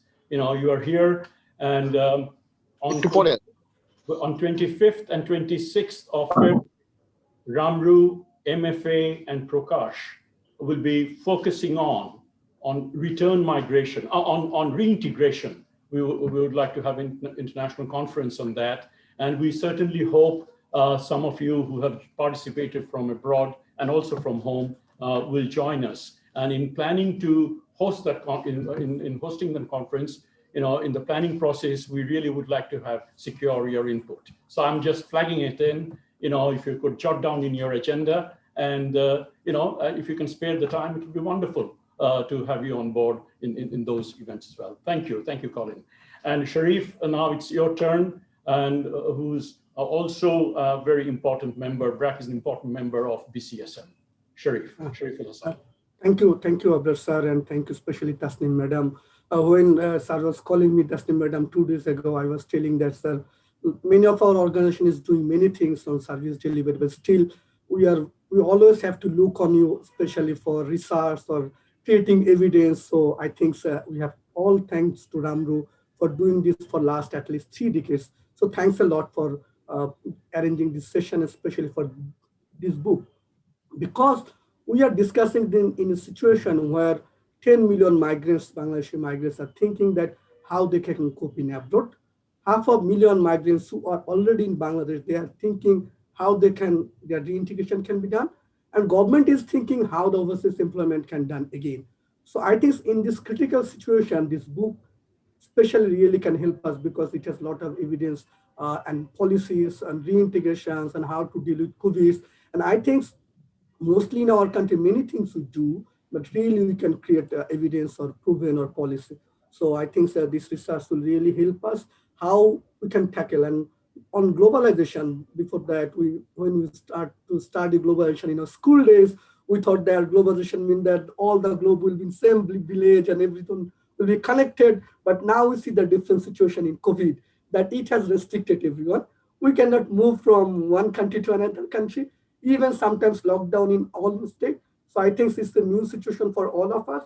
So I think this book will really help us. This Tasneem madam special thanks for her, because I know that when she do something, she do it with high attention. I think she also passes hours after hours for these books.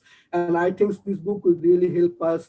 As I understand that probably many of us has done many research, but probably it is going to be the first book during this COVID. So I think, so congratulations to Ramru and all of us. And what we should know that the book shouldn't be in shelf. We should learn from the books, all of the civil society organizations, governments, so everyone can learn from the book. And at the same way, I think that what Ramru is doing for each year, they are sharing the situation of migrants. I think this also helped me, because I am keeping this for last 16 or 17 years as a journalist and others, and especially the things Colin was saying, the data seems to say everything. So, and I will again thanks Ramru for keeping this type of spirit always, even in COVID. So thank you, and we are always with you. And I think that the civil society organization, which play a tremendous role in the COVID times, and for that, the reintegration issues and others. I think I will finish on the issue of reintegration. For last couple of years, we are saying that people have to return, but we didn't, we ignored them because we always thought migration means people will leave. Not our governments, not our family members, they never think that people may return.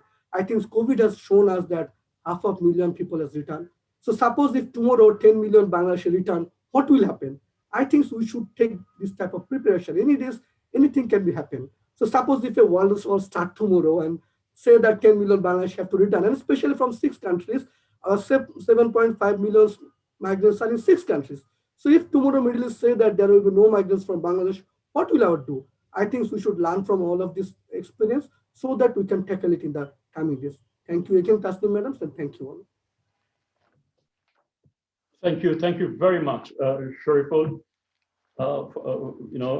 We understand the valuable work that you are doing, and hopefully we'll continue to learn from each other in the Bangladeshi context and strengthen the BCSM process. Now it's my pleasure again to invite another very robust, champion of migrants' rights in Bangladesh, Shakirul Islam. He's the chairman of OCAP. Shakirul, the floor is yours.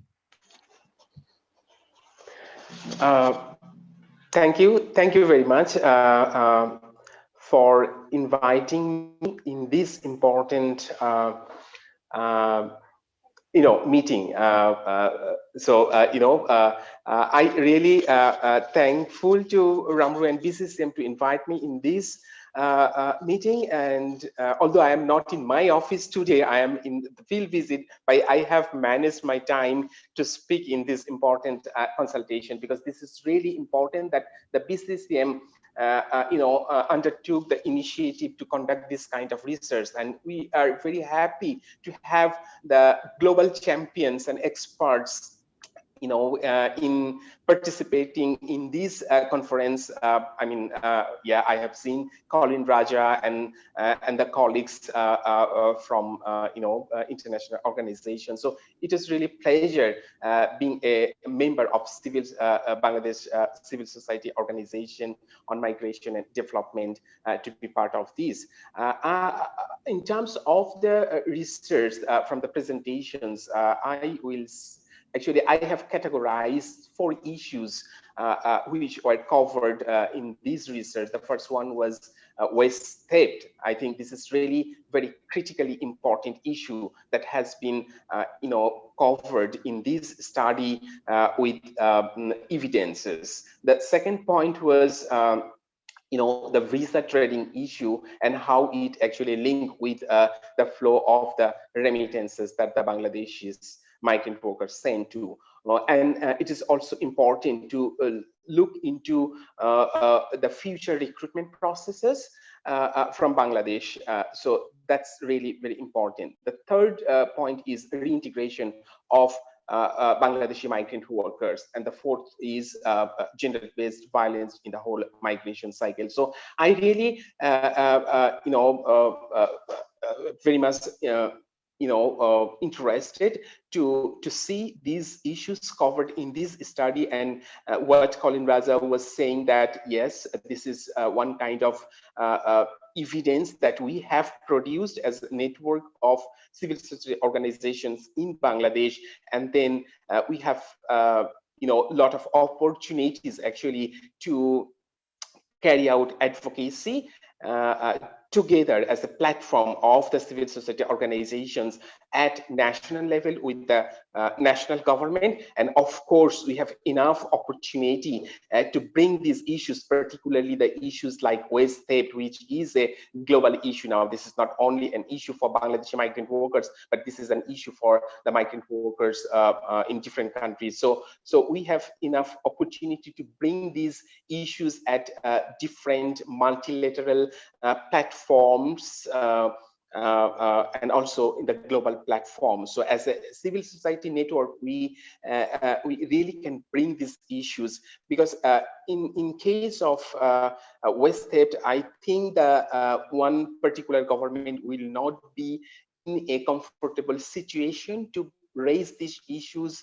at the global level, or in the table in the discussion with the destination countries in a fear that they may lose their market for sending migrant workers. So from the government side, maybe this is very sensitive issue, but as civil society organizations, we can bring these issues strongly at national level and also regional and international level. So I will say that the research has created enough evidence for us to bring these issues at advocacy level.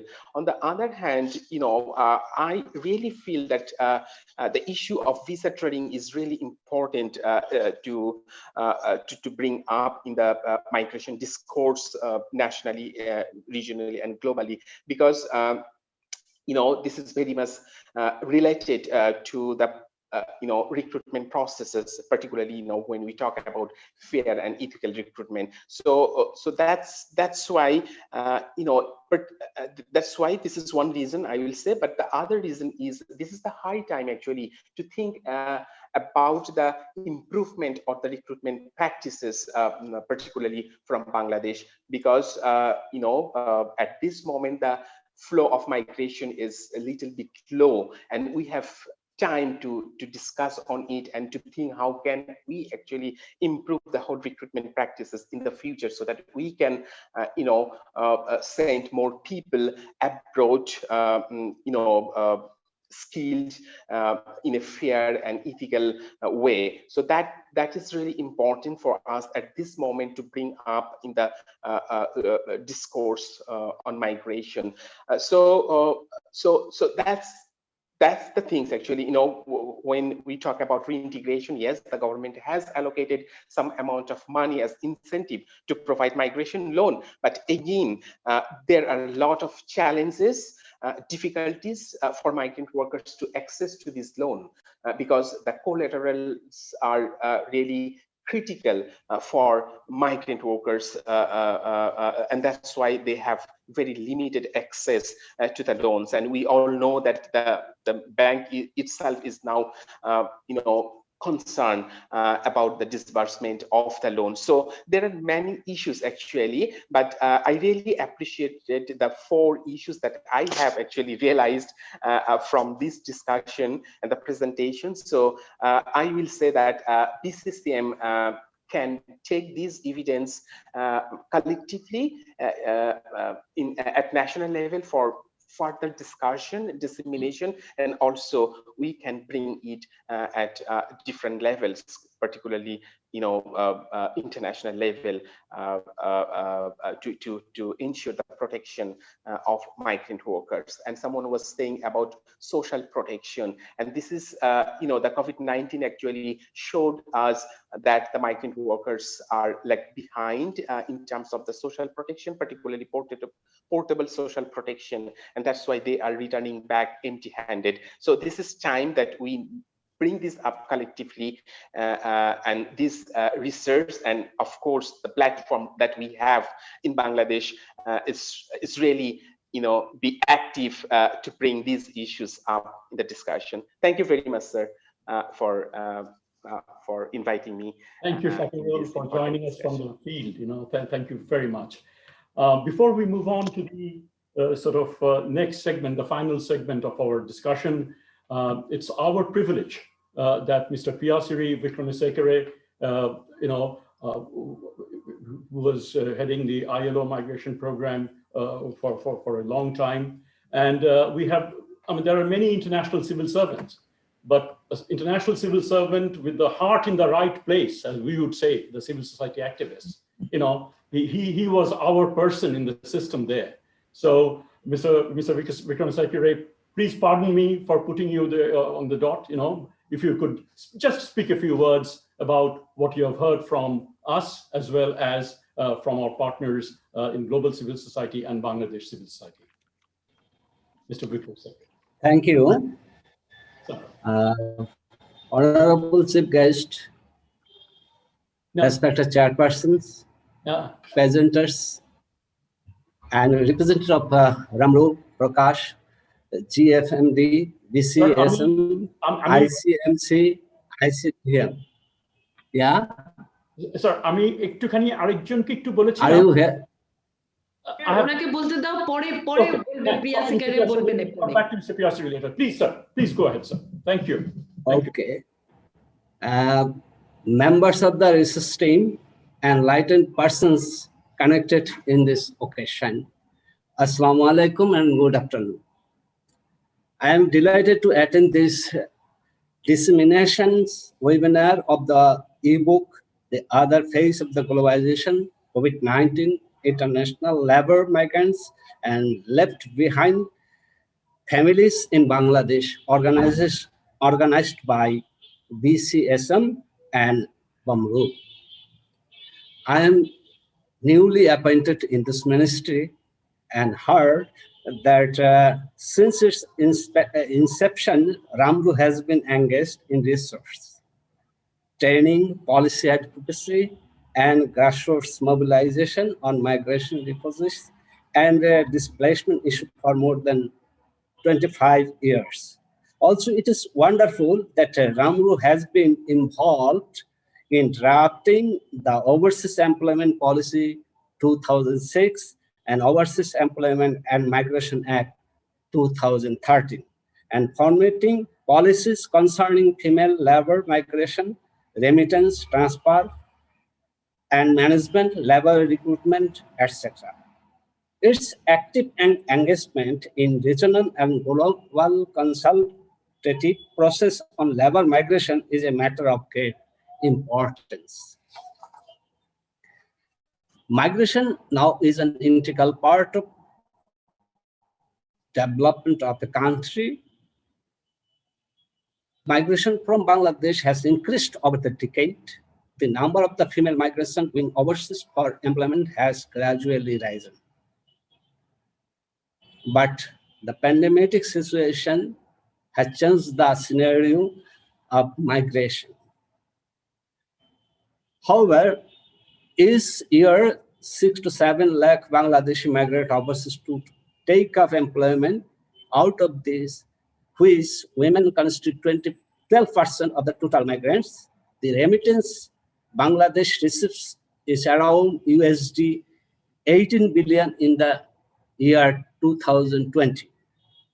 Remittance constitute the highest net foreign exchange earning source. Migrant families are heavily dependent on the earnings of their family members who work overseas. On average, remittance constitutes 80% of the household income of these families. Unfortunately, COVID-19 has exposed the migrants to the health as well as financial vulnerabilities of this household. Research indicates that during COVID-19, women migrants and women members of the migrants' families were also facing increased exposure to gender-based violence, domestic violence, and a general lack of personal space due to confinement measure.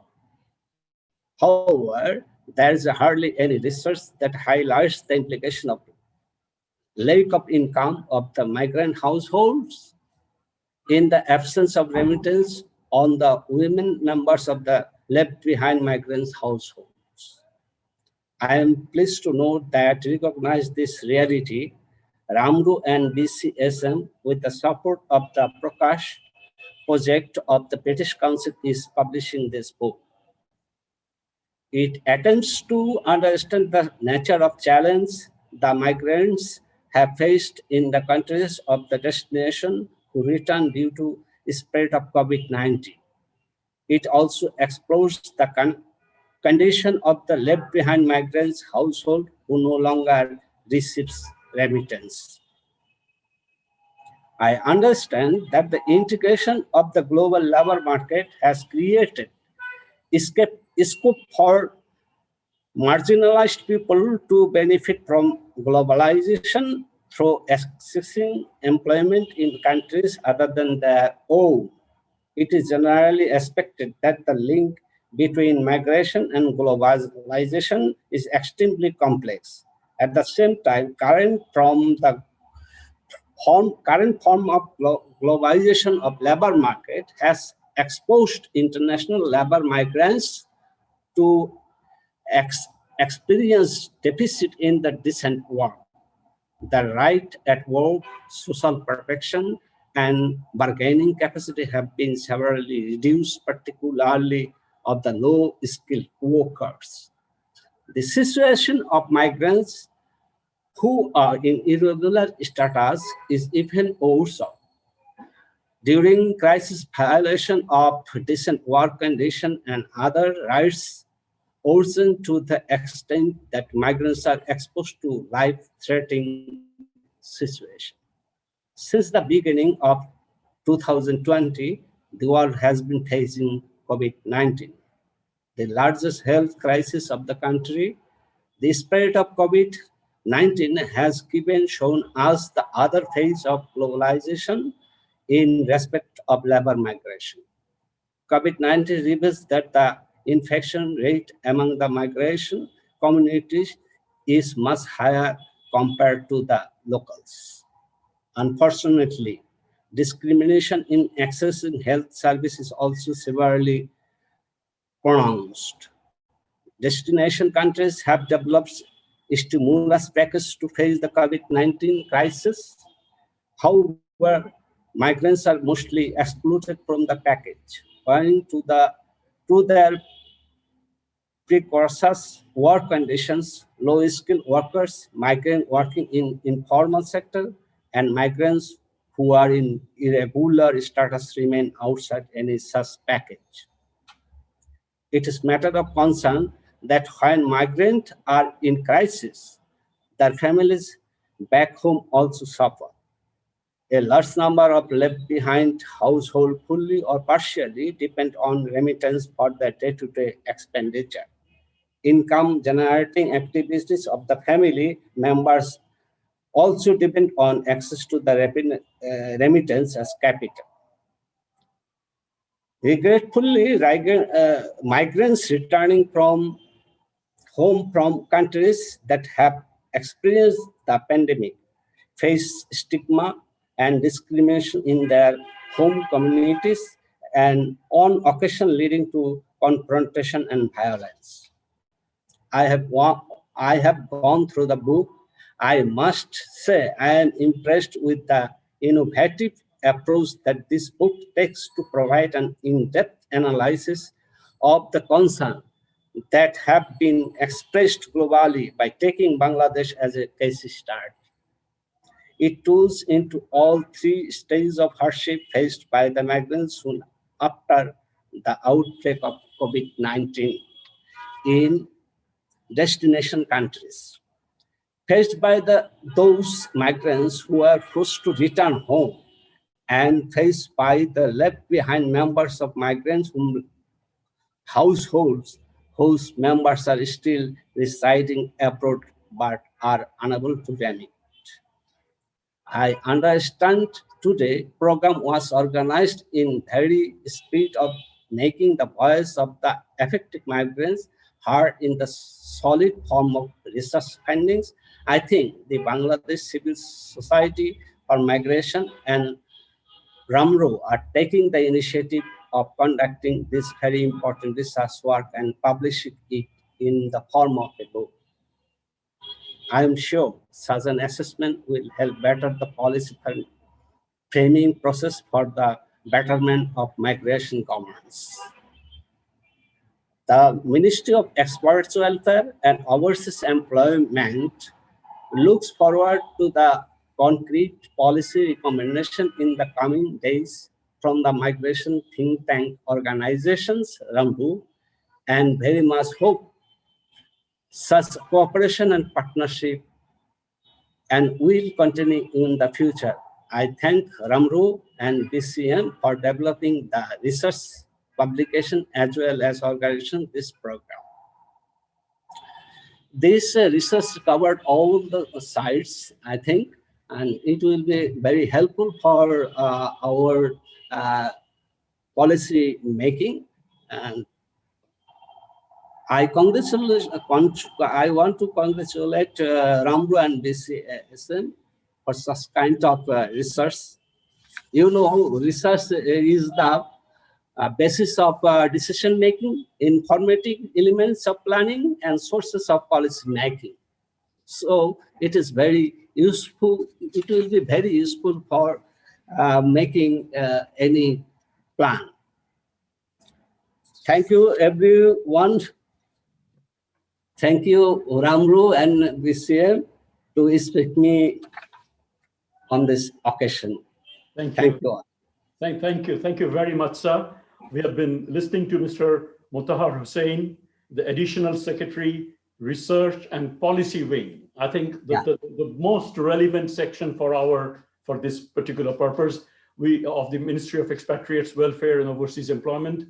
Sir, we deeply appreciate your kind words, and we do feel that there is a lot that we can jointly achieve, civil society and the government, and we acknowledge the fact that you have been, right from the very beginning, you have been there, and we look forward to your kind support in our future endeavor. Thank you so much, sir. Yes, thank you very much. Thank you, sir. And now I invite Dr. Piyasuri Vikramasekere. As I said, very senior high official of ILO he was. He joined ILO presumably, after he finished his doctoral work at Cambridge University, and very eminent figure. And as I said, my friends in MFA, and I'm sure our colleagues in ICVA and ICMC, they will all acknowledge the huge contribution that Mr. Vikramasekere had made. Thank you, sir, for joining us. It's your floor, sir. Thank you, Abdra. Of course, I'm not that comfortable actually to speak about it because I have not read the book, but I will make a few general points. Yes, of course, I'm very happy to see very familiar faces. Ramru has been a very close group, and also I have been working with the Ministry of Expatriate Affairs also for some time on bilateral agreements, and my friend Saiful Haq from Hope Foundation also. So I will make just a couple of general points. First of all, I like to congratulate Ramru and all the partners, NGO civil society partners, for this timely and valuable contribution. Several speakers spoke about the need for good data, and this is actually from very good initiative in that sense, getting information, first-hand information from the migrant workers themselves. And also I must say that, not many surprises here. This appalling conditions, suffered by migrant workers, wage theft and returns. I did some work on Malaysia and Singapore and COVID response recently, and it confirms what I also found. The basic situation is many of our low-skilled migrant workers. There are structural factors in all these countries, in the Middle East and also Singapore, Malaysia, which were already there, existing factors like the kafala system, employer-tied visas, marginalization, discrimination. So the COVID has actually highlighted the fragility of the precarity of the migrant workers, fragility of the social protection systems. I remember the Minister of Human Resources in Malaysia said 91% of the workers' accommodation in Malaysia are substandard. They don't meet the standards laid down in the minimum government law, minimum housing standards for migrant workers. And also, another writer said, this is a pandemic of inequalities because migrant workers are suffering from this discrimination and inequality. Yes, this wage theft is a very important point. I know about the campaign now being carried out by Migrant Forum in Asia and civil society in Bangladesh. This is where to do it. And there were references actually to these global forums and regional forums. I must point out that UAE, United Arab Emirates, is the chair of the GFMD. and they are also the leader of the Abu Dhabi dialogue. But I was appalled to hear that 67% of the migrant workers from Bangladesh actually suffered involuntary returns and also detention by the United Arab Emirates, which is actually chairing these important forums. There was also talk about the ILS, International Labour Standards, why they did not help. Let me raise this question: did they help in normal times? I mean, we know that few countries have ratified these conventions, especially in the Middle East. Migrant worker specific conventions, nobody has ratified in the Gulf countries.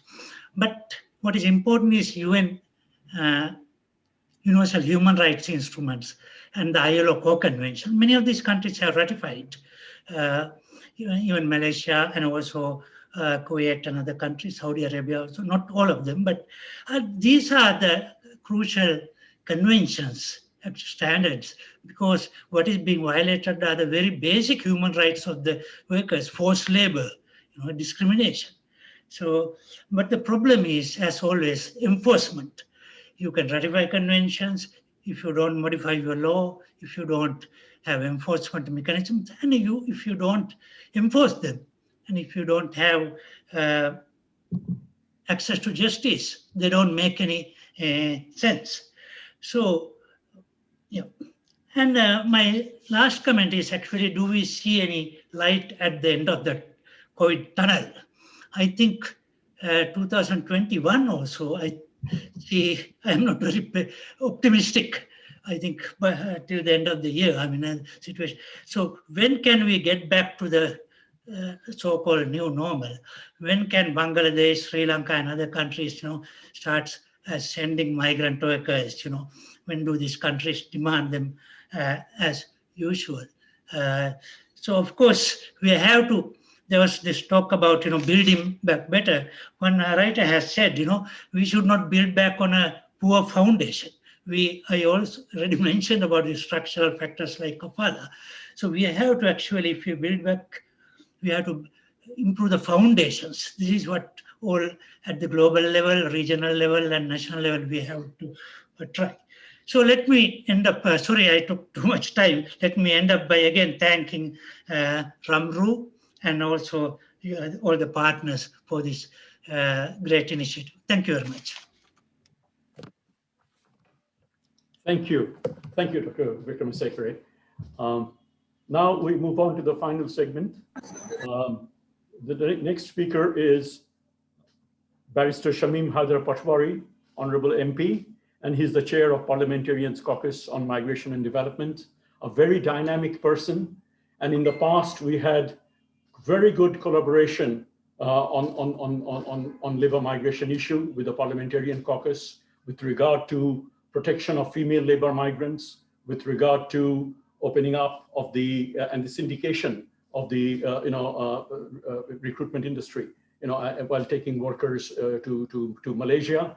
I think these were, we collaborated with each other, and quite a few observations were made in the floors of the parliament based on what we wanted, or what we convinced our MPs to speak on behalf of the stakeholders on migration. I think this is a very critical role. This partnership is very, very critical, for the endeavor that we are all, the journey that we are making together. In this regard, as I said, Barrister Patwari is a very articulate person, and we are also delighted, as I said earlier, that Ms. Mehjabeen Khalid, Honorable MP, she has also joined us, in this event. Now I invite Barrister Patwari to make his statement. So. Thank you and good evening. Very good evening. It is a wonderful session, and I was listening to the speakers keenly. Sorry. Listening to the speakers very keenly, and I attended a couple of sessions in recent times as, of course, chairperson of the Parliamentary Caucus on Migration and Development. The caucus is a de novo idea in this session of Parliament, and of course, it's a parliamentary practice that developed by the backbencher MPs that we should form an informal segment, form a collaboration with the civil society, form a platform where we can really discuss issues more informally, freely, without any party whipping system, and then gather experience and information and reflect it in the parliament, or raise the issues in parliament. We have done it for last couple of years, and we've done it very successfully, I would say. So in the present COVID situation, of course, Bangladesh, our economy is fully dependent on migration, and so far it was dependent on unskilled migration. COVID really shows us how we're facing this problem, and how the repatriation problem would be acute in the coming days, and how the pipeline migration workers or citizens were about to leave this country has been halted, has been completely, the process has been stayed, and what to do with them, how to reintegration with them. And in this context, of course, the book, the ceremony office is going on, will be a very beneficial evidential factor, and the book will be very useful for framing the policy. And of course, I think it will be an asset in the migration advocacy and migration policy framing. We're also facing the problem of wage theft or wage robbery, of course. And in one article, wage theft is defined as wage theft is the non-payment of for overtime, denying workers their last paycheck after he or she leaves the jobs, not paying for all the hours worked, not paying minimum wages, not paying a worker at all, not adhering to the terms of contract. And in one case, it has shown that one Gulf company, they retrench 1,400 employees, and this way, without paying their last 10 days salary, and this way they almost theft or committed robbery of 369,000 USD. So this is happening in all over the world. A good number of bad employees are taking advantage of pandemic and doing something what we call in legal terms unjust enrichment by this wage theft or wage robbery. So we need a transitional justice mechanism and a transnational justice mechanism to prevent this wage theft. And William Goyce, and he says, extraordinary times call for extraordinary measures.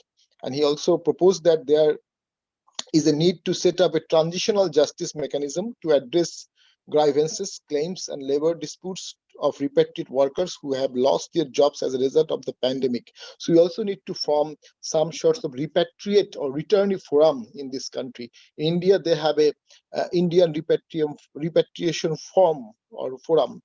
We also need to connect with the embassies. Whenever the receiving country repatriate our citizen, I would not say the worker, we should get a power of attorney from all workers, and we should get a lawyer in the receiving country for this wage claim.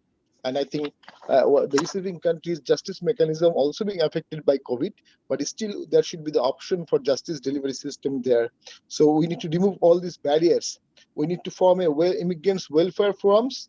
And recently, BNSK, they published an article or a report, and where this says in Bangladeshi returnee female migrants face huge wage fraud. Their workload increased 62%, and only 22% received meal regularly. So this is a very traumatic situation they are facing and we're going to face. And also in another report is saying that in May, that 7 lakh was jobless in Middle East. So we need a universal social security coverage for this vulnerable returnees. We also have to do the vulnerability mapping that is so important. So all the returnees do not need social security. All the returnees do not need government incentive. All the returnees do not need the government the package or something like that. So we need to do the vulnerability mapping according to their social status, according to their financial strength and all these things. And we have to really create a national reintegration policy, interministerial, multi-sectoral policy, and a corrective justice approach, so that the defect that they are facing at the moment because of the repatriation, the state should put them in a position had there been no such defect happen. So this is a justice approach, social justice and repatriation justice, corrective justice approach we must take. So we, parliamentary caucus, we have almost 25 members, and 10 to 15 members we requested personally. They are going to mention the issues of wage theft, the issues of Lebanese, Bangladeshi workers who are now stuck there without passport, without ticket, without dollar, without any government facilities, without any treatment. I talk to them frequently. So we'll raise those issues in Parliament in the present session.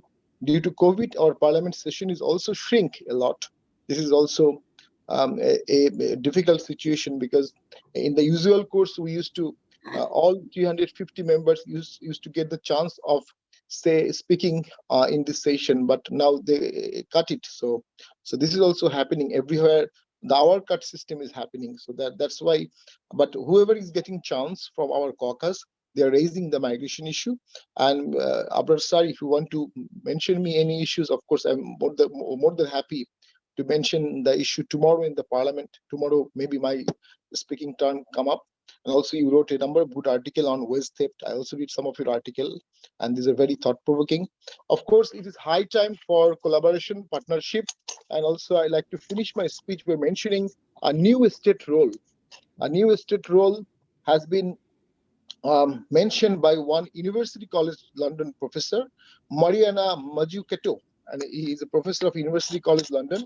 He says there is a need for an entrepreneurial state that does not limit itself to the rank and file bureaucratic task, rather plays an active role in driving innovation, empowering the private sector, and making sure that while the risks of innovation are socialized, the rewards are not entirely privatized. That is also absolutely relevant for migration sector. So we need an entrepreneurial state role in skill development, in reshaping the skill, in gathering the experience of the returning migrants for upcoming migrants. And this way we can really have to formulate a national integration policy. And we have to also we have a National Skill Development Council theoretically, but it is high time to make make a shift from conceptualization to actualization. So this is why we need the academicians, the researchers. Their evidence-based advocacy will really lead the state to the right direction. That's why this webinar and this book launching is very important. Thank you, everybody. Thank you very much. So thank you very much, and we certainly look forward to your kind support in our future endeavor. The whole issue of the point that you have made about your speech tomorrow in the Parliament.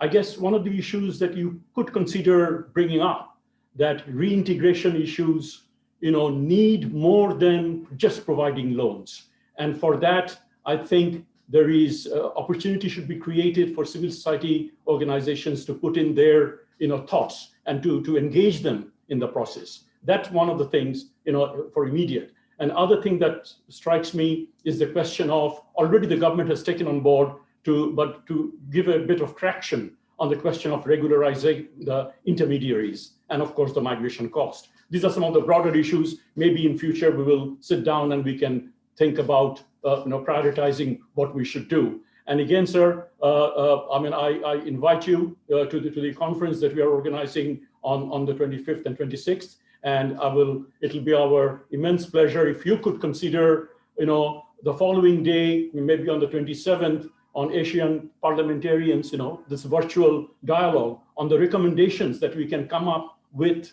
from the conference on reintegration. And that will be a regional conference. We bring in people from Philippines, Sri Lanka, Nepal, and others. So that will have a regional dimension. And maybe if opportunities arise, we can take it to the honorable MPs, our findings, just for an hour or hour and a half. I would like to put that, for your kind consideration. Thank you so very much. And we have come to almost the end of the program. And it's my immense privilege to invite Dr. Hussein Zinder Rahman, who is the former advisor of caretaker government.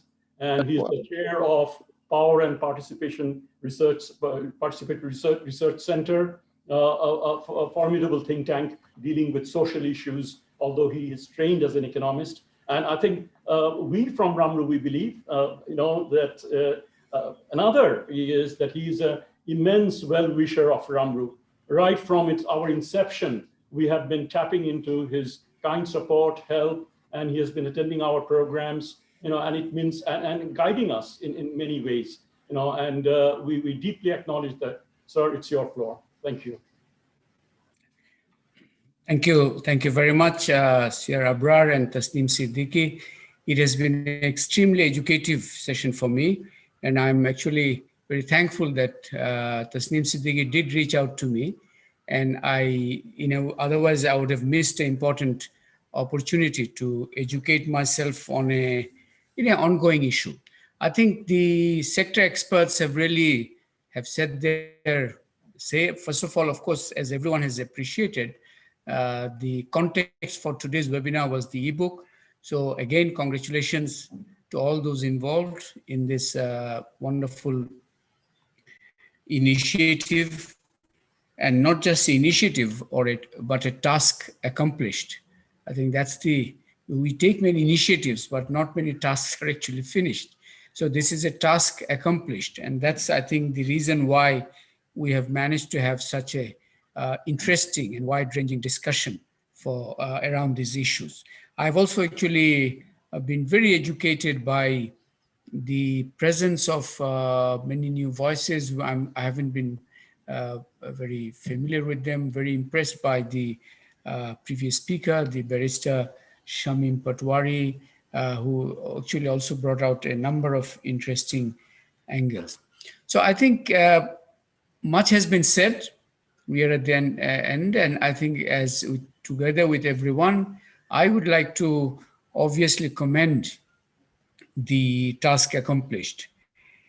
Over and beyond that, I think I may just take a few minutes to comment not so much on the subject matter itself, but on the role of civil society. I think that's the subject matter itself, and the particular issues have been obviously been mentioned. They are very, very relevant. The role of civil society, and I think Barrister Shamim Patwari made an interesting reference to a UCL professor's book about the entrepreneurial state. I think that sort of a reality demands new type of capacities, including within the civil society. I think it's a question of civil society not just being there, but at the end of the day, civil society, parliamentarians, civil servants, NGOs, many other platforms, all have to be concerned at the end of the day with outcomes. Are the things that we are doing, are they making a difference at the end of the day in the lives of those people about whom we are really discussing? So I think this concern for outcome demands that we have to be more effective as civil society. And I think the ebook, I would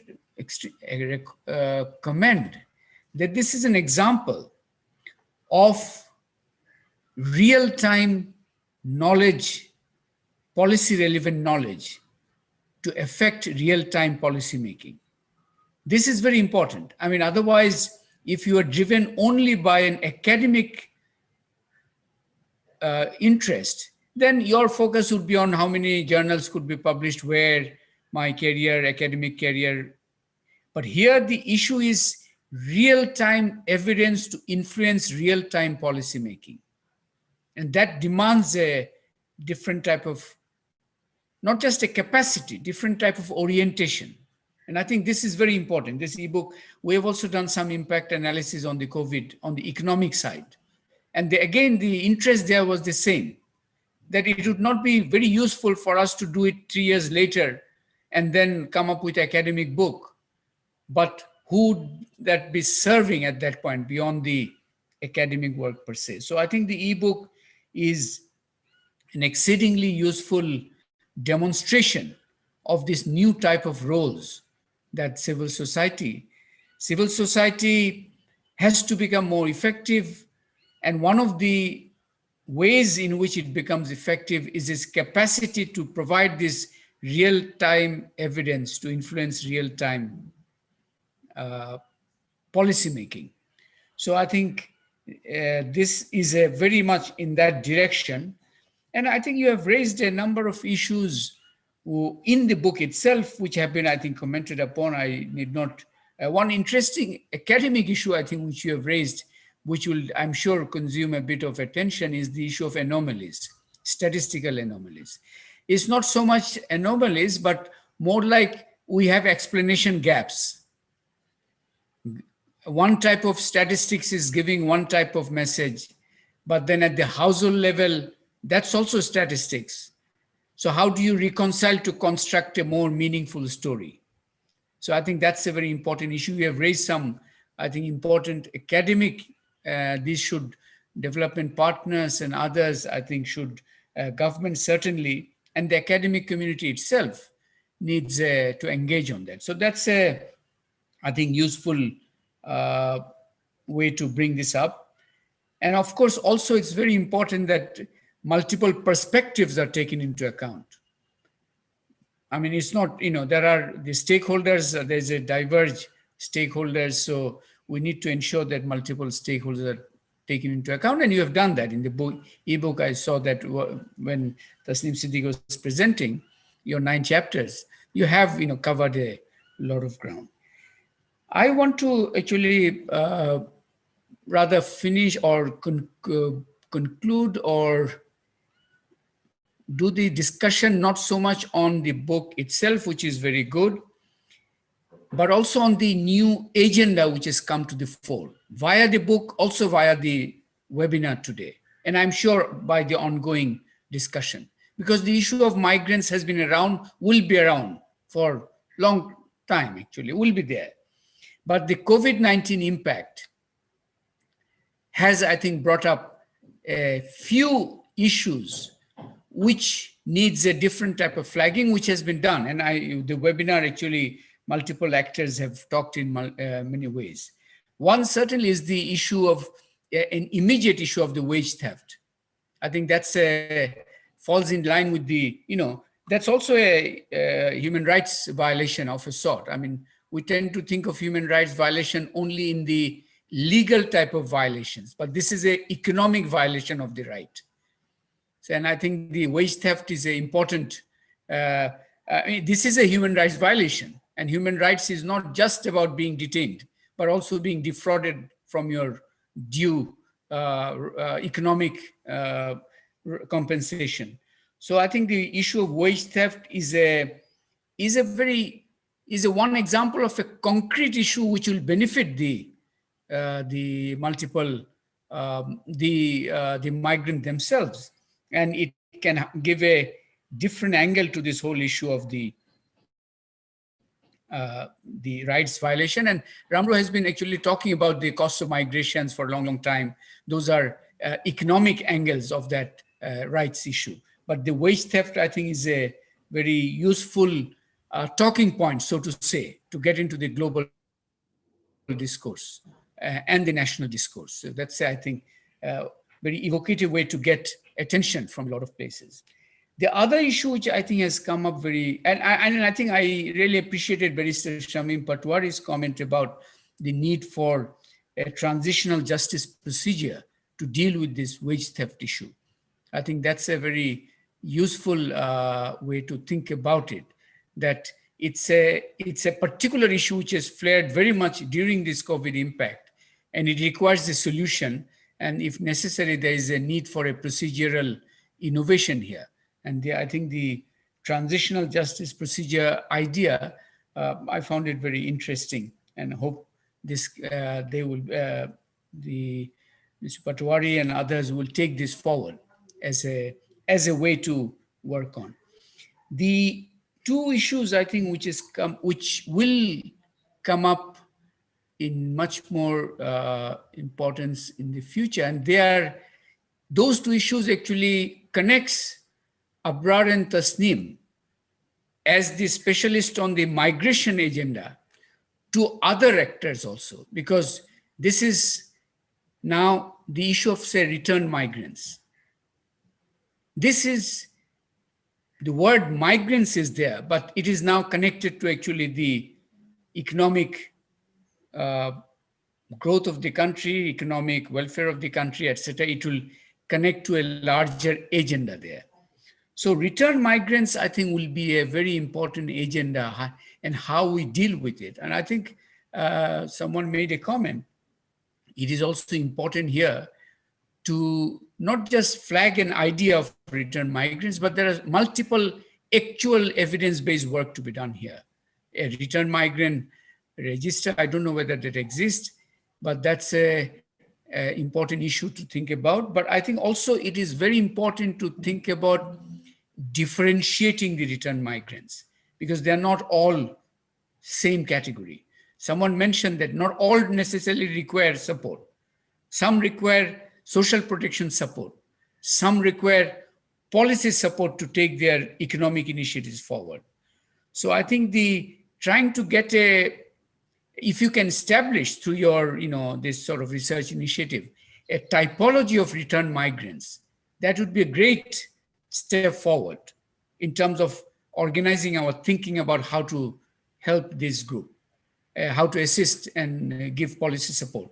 So return migrants, I'm sure, there are people who would require more the social protection type of support, but the others are really looking not so much for social protection, but for a policy package which allows them to, in a way, create a new economic life for them here. And so there is this typology. If you can come up with one, that would be really, really a useful activity. And the other one here, of course, is that government, the COVID has really highlighted the importance of social protection much more than before. Bangladesh has a wide range of social protection program, but they have been oriented to specific target groups. You have the old age program, you have the widow program, or you have the rural employment program.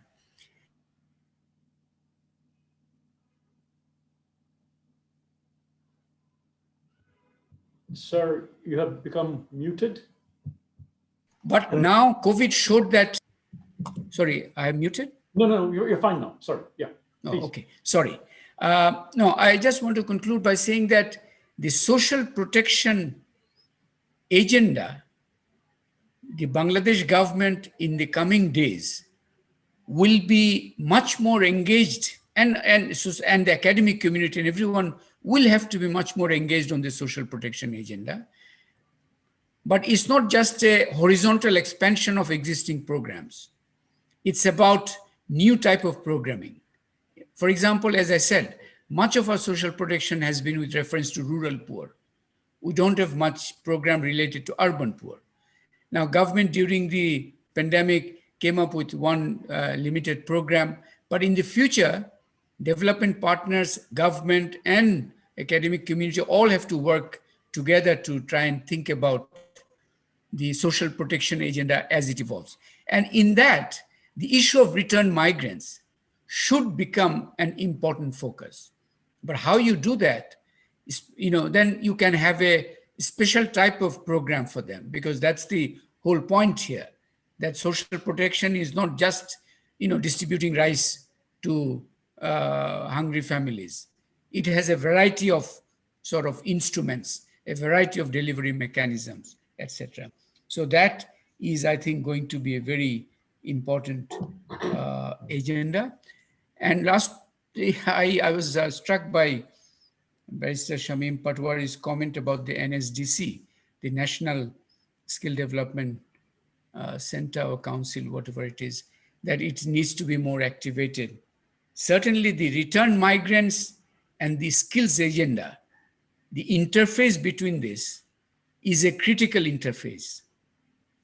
And down the line, it is something that we should all be thinking about.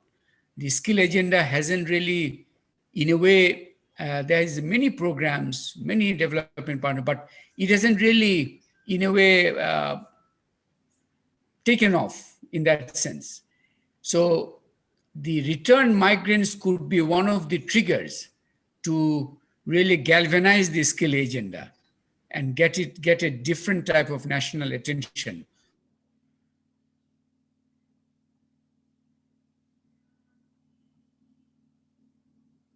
on this extremely important issue skills agenda is critical, and the return migrants issue can be one of the triggers by which we bring new traction, new momentum into this whole discussion of skills.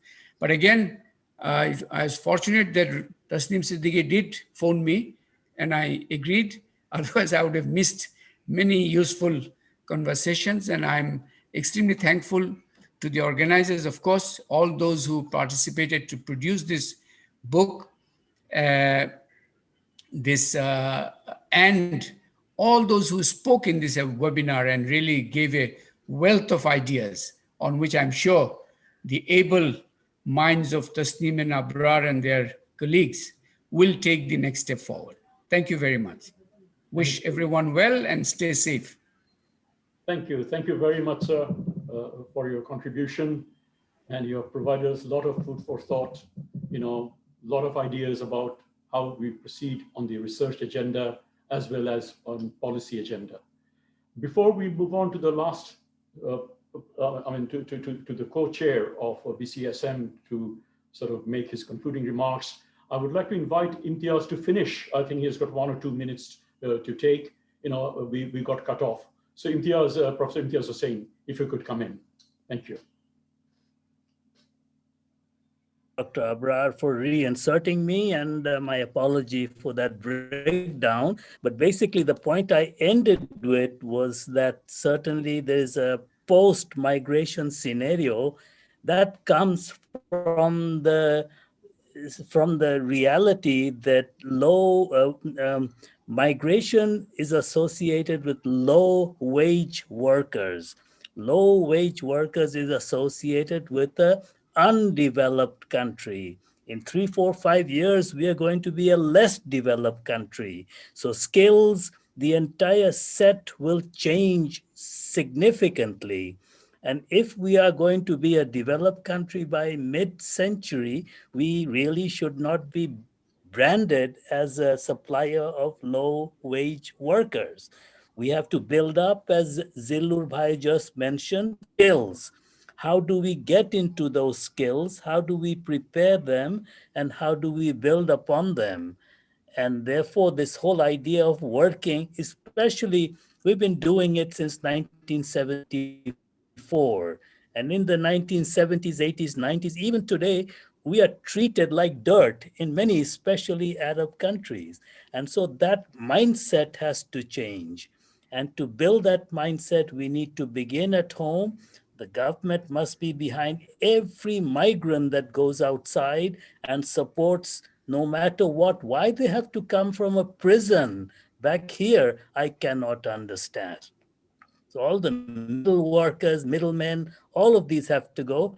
But our skills really must be geared towards that high skill, developed country kind of a setting. That's the post-immigration, the post-migration point I had in mind. Thank you all very much for everything you've done. Good luck with your project. Thank you. Thank you very, very much, Professor Hussain. Now it's my pleasure to invite Saiful Haq, who is Bangladesh's face in the global migration circuit, both government and non-governmental circuit. We collaborated for the ratification of the successful ratification by Bangladesh for the 1990 convention, and many other things we did together, and we continue to do so under BCSS platform.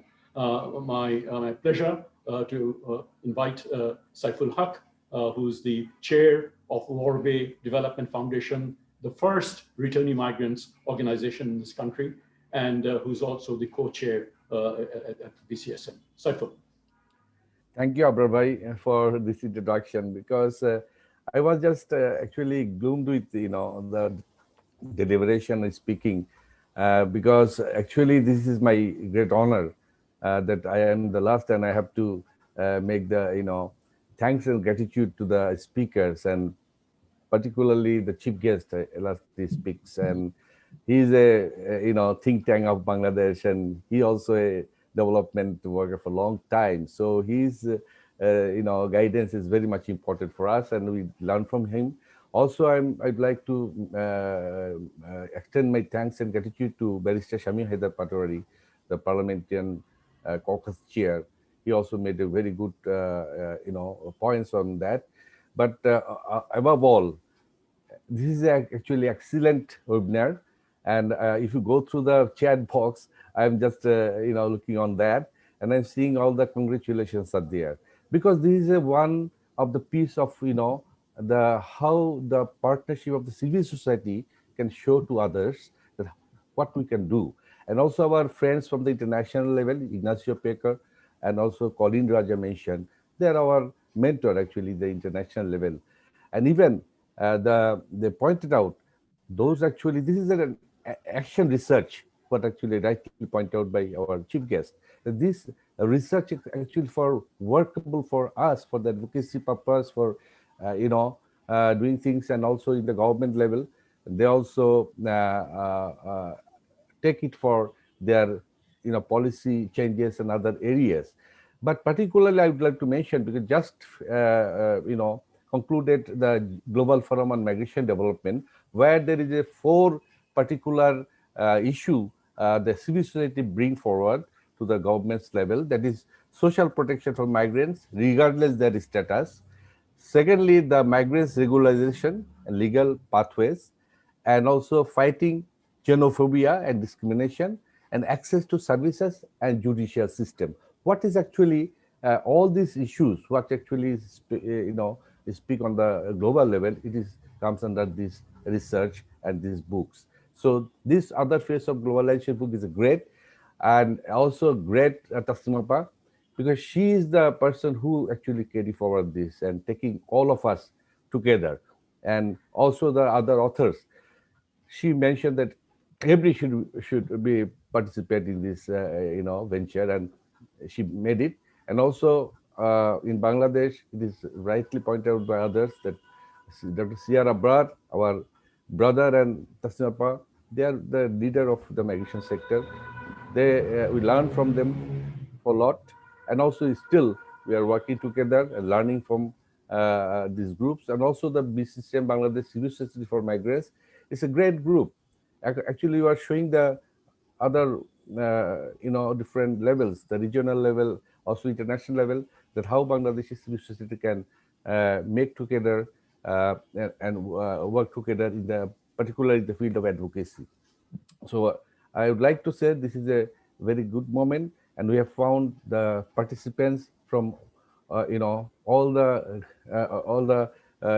organizations, those who are our partners as well as the others, come forward and participated in this webinar.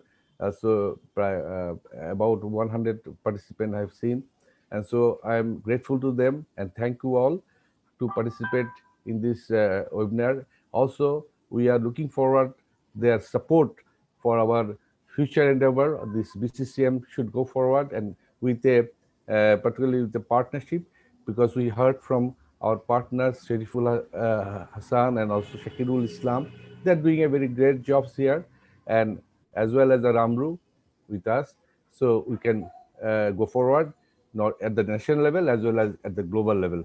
So at the last, I would say that my thanks and gratitude to the Ramru, personally, Dr. Tasnim Siddiqui and Dr. Sierra Abra. Thank you very much. Thank you. Thank you very much. I think we are here for more than 2.5 hours, and it's been extremely rewarding discussion for us, the organizers. I'm not going to, Saiful has thanked everyone. I'm not going to repeat that. I will only say that, USA, Germany, Switzerland, Bangladesh, Australia, we had, plans to get people on board from the Philippines, but they were too busy with GFMD related events, so that's why we couldn't get them. So it's been a great experience, international as well as national. We had government as well as we have people from the legislature, we the civil society activists from academia. Huge wealth of insights and experience have come to the floor, and we certainly hope that we will do justice to the deliberation and will come up subsequently we use them in our policy advocacy work, action research works, and public advocacy. thank you all very much. And I think the RMMRU team, I'm not going to name any more names, the whole team, who has done the work, and particularly those who were involved in, writing the researchers along with members of other organizations. And as I again, would just flag, put it in your diary, 25th and 26th. And if Barrister Shamim Patwari, if he gets the opportunity to think about it and let us know, maybe one of those 2 days, or maybe on the 27th, we have a brief session with the Asian parliamentarians. We invite you on reintegration efforts, and we really would like to pick your collective brain on how to go about it. That's something very important. Earlier, we have done work on social protection,